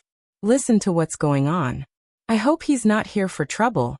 She said the last sentence in an extremely low voice. As she finished speaking, she began to feel uneasy. The servant hurriedly ran out. At this moment, Zhou Dafu was also feeling uneasy. After asking Dai Wenhuo to take a seat, he asked tentatively, "May I know why young Master Dai is here today?" "There's nothing special. I just want to ask if old Master Zhou can give me 2 servants," Dai Wenhuo said with a smile. Zhou Dafu heaved a sigh of relief and asked curiously, "Who is young Master Dai talking about?" Dai Wenhuo took out 2 wooden carvings and said, "When I went on the streets today, I saw a woman holding a wooden carving. I liked it very much and wanted to buy a few more from her. Unexpectedly, the woman said that she was a servant of the Zhou mansion. This wooden carving was carved by her husband, so she couldn't sell it to me." Zhou Dafu was surprised. There was a servant in his residence who knew how to sculpt? He did not know that. He picked up the wooden carving that Dai Wenhuo had placed on the table and took a closer look. It was indeed quite exquisite, but there was still a gap between it and the works of those real old craftsmen. It was rare for Dai Wenhuo to like it. However, Dai Wenhuo did not seem to see the doubt in his eyes. He sighed faintly and said as if he was recalling, "I really like this wooden carving. I'm not afraid of old Master Zhou laughing at me. I learned it myself when I was young, but I wasn't good at it, so I put it down. Now that I see this wooden carving, I actually think of those things when I was young. I suddenly feel a little emotional, so I want to pick it up again and learn it. I can kill time in my spare time. Coincidentally, I met this sculptor who suits me, so on impulse, I came to ask old Master Zhou to give them to me." Zhou Dafu was stunned. So that was the case.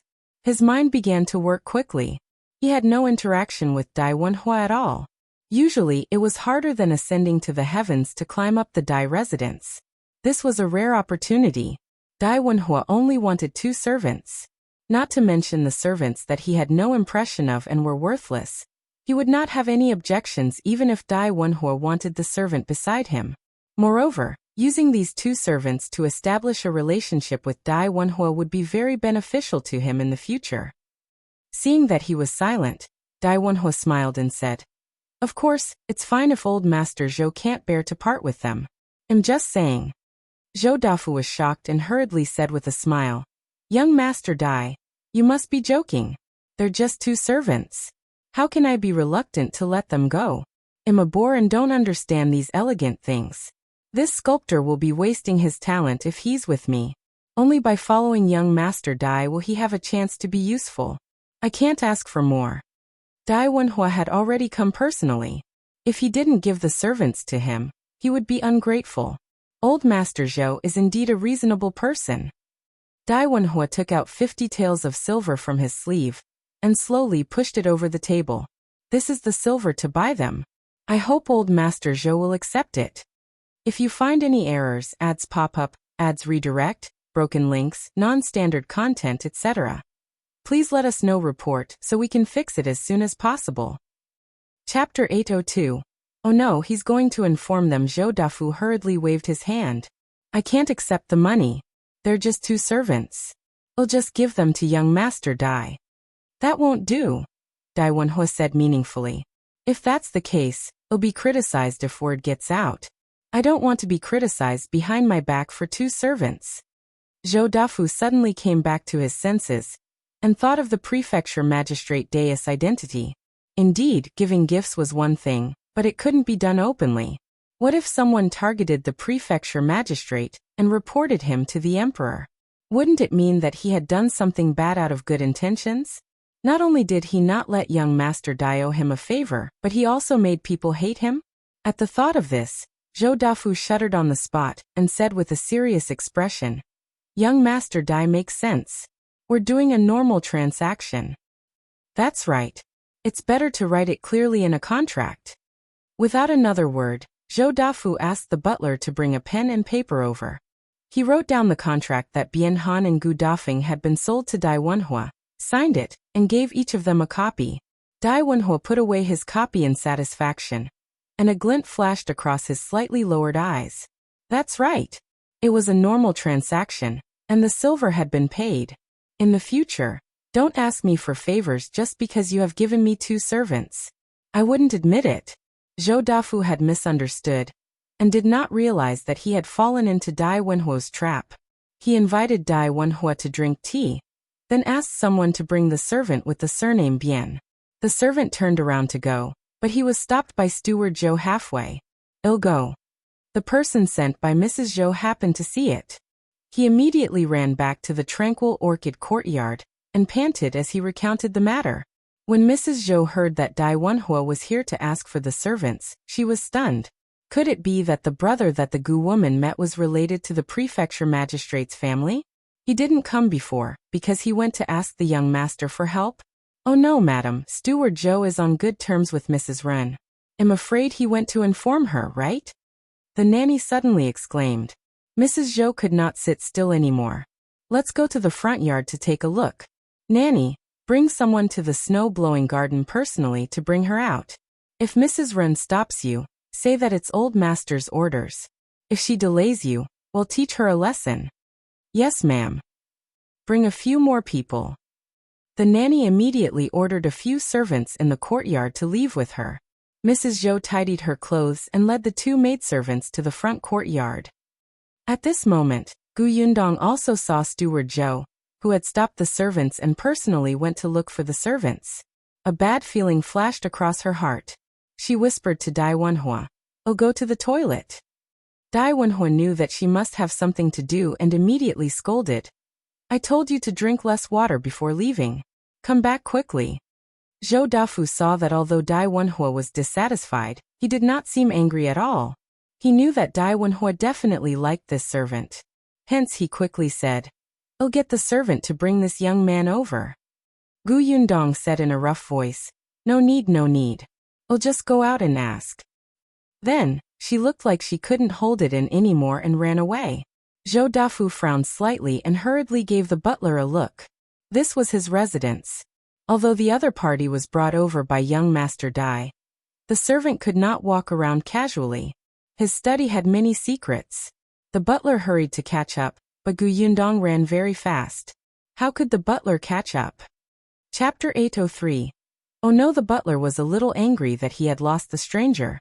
If he told Zhou Dafu now, he would definitely make Dai Wenhuo unhappy. Therefore, he could only make the people guarding the study and the warehouse more vigilant and strict. However, Gu Yundong did not go to those places at all. She moved very quickly and soon caught up with Steward Zhou, who was walking towards the snow-blowing garden. Steward Zhou quickly entered the courtyard, but there were 2 old women guarding the entrance. Gu Yundong was just thinking about how to put the 2 of them down when she heard hurried footsteps behind him. She quickly hid behind a big tree at the side and watched helplessly as 4 burly old women followed a nanny and quickly walked towards the snow-blowing garden. The nanny in the lead instructed the old woman behind her with a serious expression. "Keep a close eye on Mrs. Ren later. That person is the most ruffian. You must not let her go over and hide that servant with the surname Bian. Do you hear me?" "Got it." Gu Yundong narrowed his eyes. Mrs. Ren? Who were these people? They looked fierce, as if they were here to cause trouble. The next moment, Gu Yundong confirmed her guess. These people were indeed here to cause trouble. As soon as they reached the entrance of the courtyard, they were stopped by the old woman guarding the door. "What are you doing? This is the snow-blowing garden. You're not allowed to be impudent." The leading nanny did not stop walking at all. She said to the old woman behind her, "Shut their mouths and drag them to the side." "Yes." Then 2 old women walked out and pounced on the 2 guards. The 2 of them instantly shouted, "Nanny Sue, how dare you? Aren't you afraid that old master will argue with madam if he finds out?" Nanny Sue sneered. "We're here on master's orders to look for someone." After saying that, she entered without looking back. The old woman guarding the door wanted to say something, but her mouth was blocked and she could not make a sound at all. Then she was dragged away. Gu Yundong understood that the people who came later were Mrs. Zhou's people. It seemed like Mrs. Zhou knew that Gu Qiuyue was up to no good, so she took precautions in advance. It just so happened that she had helped Gu Yundong. Without the old woman guarding the door, Gu Yundong could easily enter again.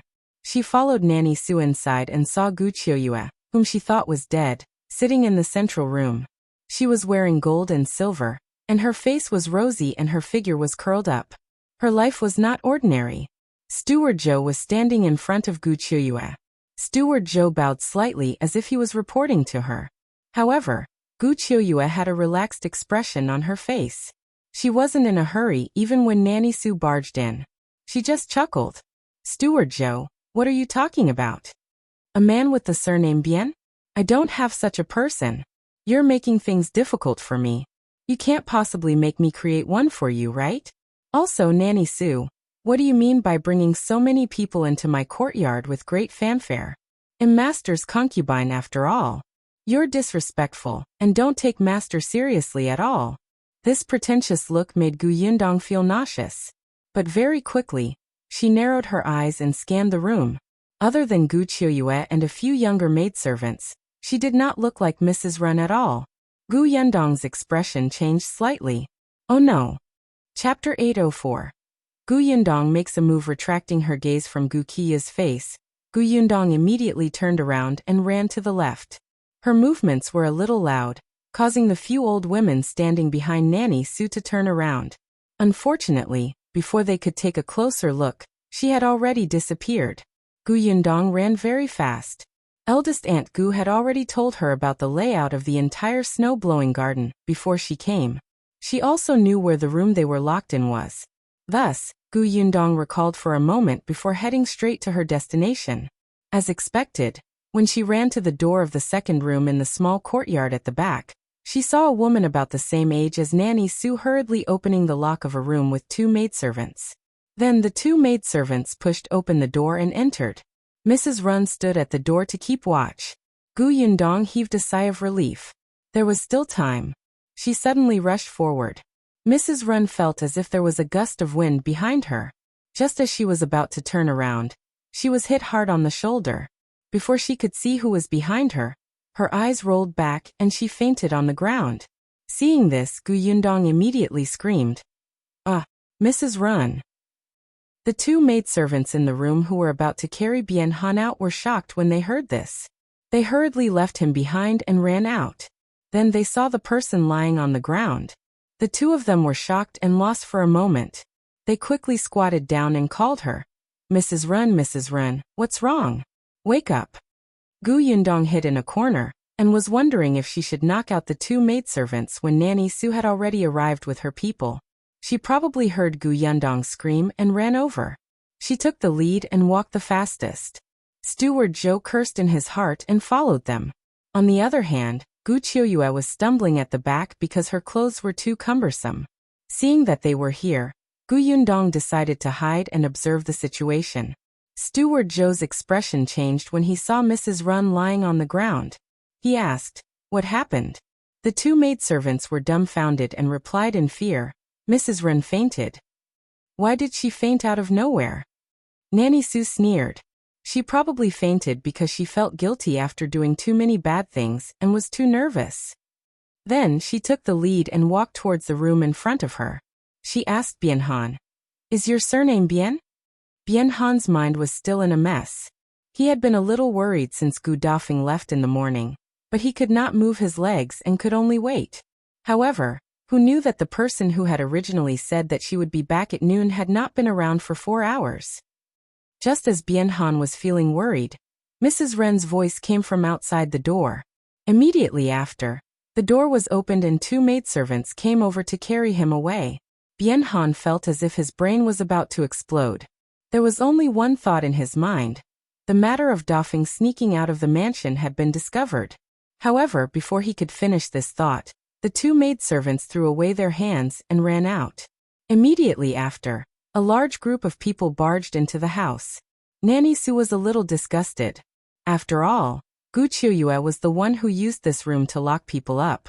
In addition, Bien Han was an injured person, so the smell in the room was a little unpleasant. She waved her hand and let the two old women carry Bianhan out. Then she walked out of the door first. However, just as she was about to leave with Bianhan, Gu Qiuyue stopped her with a furious look on her face. Chapter 805. She was here to hammer concubine Gu to death. Nanny Su, what do you mean? This is my snow-blowing garden. How can a be *tch like you come and take people as you please? Gu Qiuyue was furious. When she heard Steward Zhou say that someone had come to look for the servant with the surname Bian in her courtyard, she and Mrs. Ren immediately thought of Bianhan. Mrs. Ren immediately wanted to secretly take him away. Who knew that she was still a step too late? What was even more hateful was that Gu Dafeng was not in the house. She must have run out to cause trouble. She had really underestimated her. Nanny Su saw the man she needed. Since he was not secretly taken away beforehand, she was not in a hurry. She laughed and looked at Steward Zhou beside her. Steward Zhou, I didn't want to come in and take him away casually. Tell me, did old master ask you to come and bring this servant with the surname Bian out? Our madam saw that Steward Zhou came alone and heard that this person's legs were inconvenient, so she asked me to bring someone to help. Why, Steward Zhou, don't you appreciate it? Steward Zhou laughed dryly. Now that things had come to this, he couldn't openly side with Gu Qiuyue. He could only nod and say, that's indeed the case. This matter was indeed ordered by old master. Gu Qiuyue glared at him. You, Steward Zhou gave her a look, indicating that there was no room for negotiation. Gu Yundong watched from afar. Why did she feel that the two of them had a tacit understanding? Nanny Su laughed. Since Steward Zhou has confirmed it, concubine Gu, please don't block the way. The master is still waiting for you. If you neglect your esteemed guest, your position as a concubine will come to an end. Gu Qiuyue gritted her teeth and could only let Nanny Su leave. However, before she left, she looked at Bianhan with a warning gaze. Bianhan did not notice it at all. He was confused and could only vaguely hear that old master wanted to see him. Nanny Su left with her people, her head held high. Sigh, without Mrs. Ren's pestering, she felt refreshed. Things went especially smoothly. She did not know how Mrs. Ren fainted, but it was really at the right time. Gu Yundong smiled. She knew that Gu Qiuyue could no longer stop them, so she quietly returned to the front hall. After she stood behind Dai Wenhuo again, Dai Wenhuo glanced at her. Gu Yundong pursed her lips and smiled slightly. Gu Yundong noticed a woman sitting beside him. Judging from her attire, she should be Mrs. Zhou. However, Zhou Dafu didn't look too good. He was obviously very unhappy that Mrs. Zhou had come. That was true. There were no females for her to entertain. If she ran to the male guests so casually, Zhou Dafu felt that it would leave a bad impression on young Master Dai, who would feel that the merchant family was indeed unruly. But Mrs. Zhou was here to deal a blow to concubine Gu, and she had to come.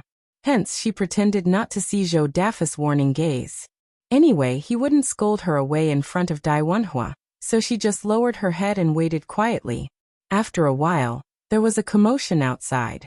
Zhou Dafu said to Dai Wenhuo, he must have been brought here. As soon as he finished speaking, Steward Zhou entered and reported, Master, Bianhan has been carried over. Zhou Dafu was stunned. Carried over? Before he could figure it out, Nanny Su and the others walked in valiantly. However, at this moment, an even faster figure flew past the crowd and pounced into Zhou Dafu's arms. She cried loudly, Master, you have to stand up for me. Chapter 806.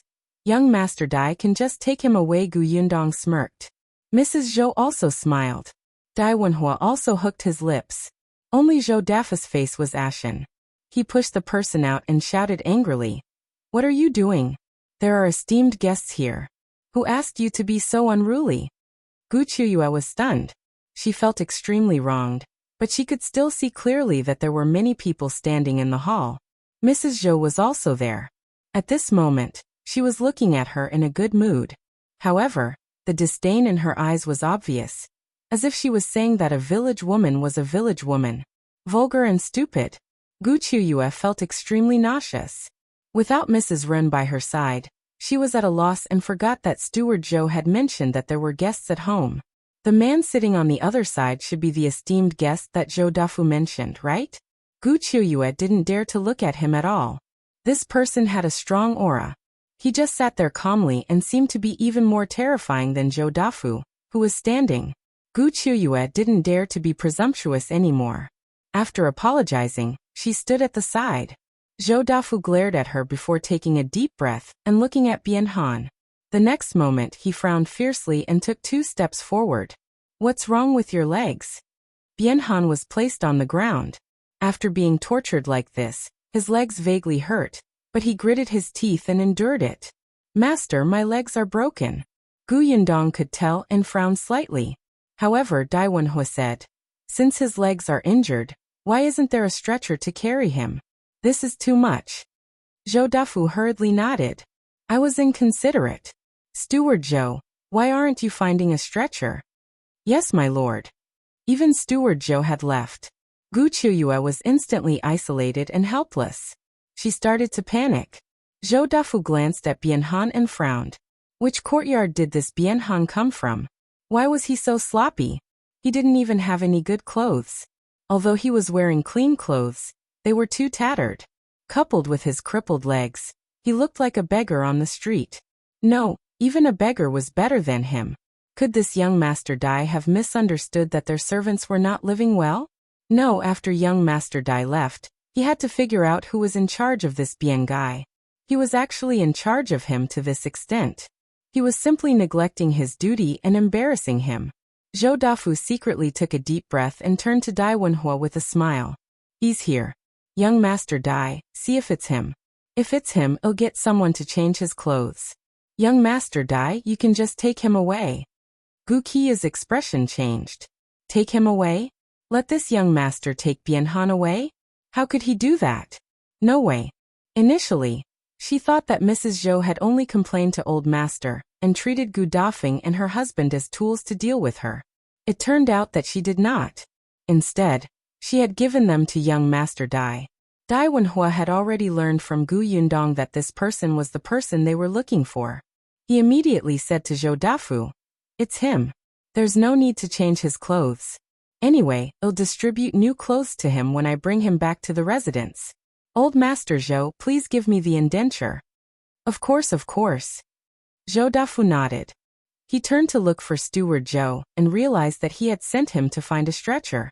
Hence, she could only look at Nanny Sue, who had brought the man in.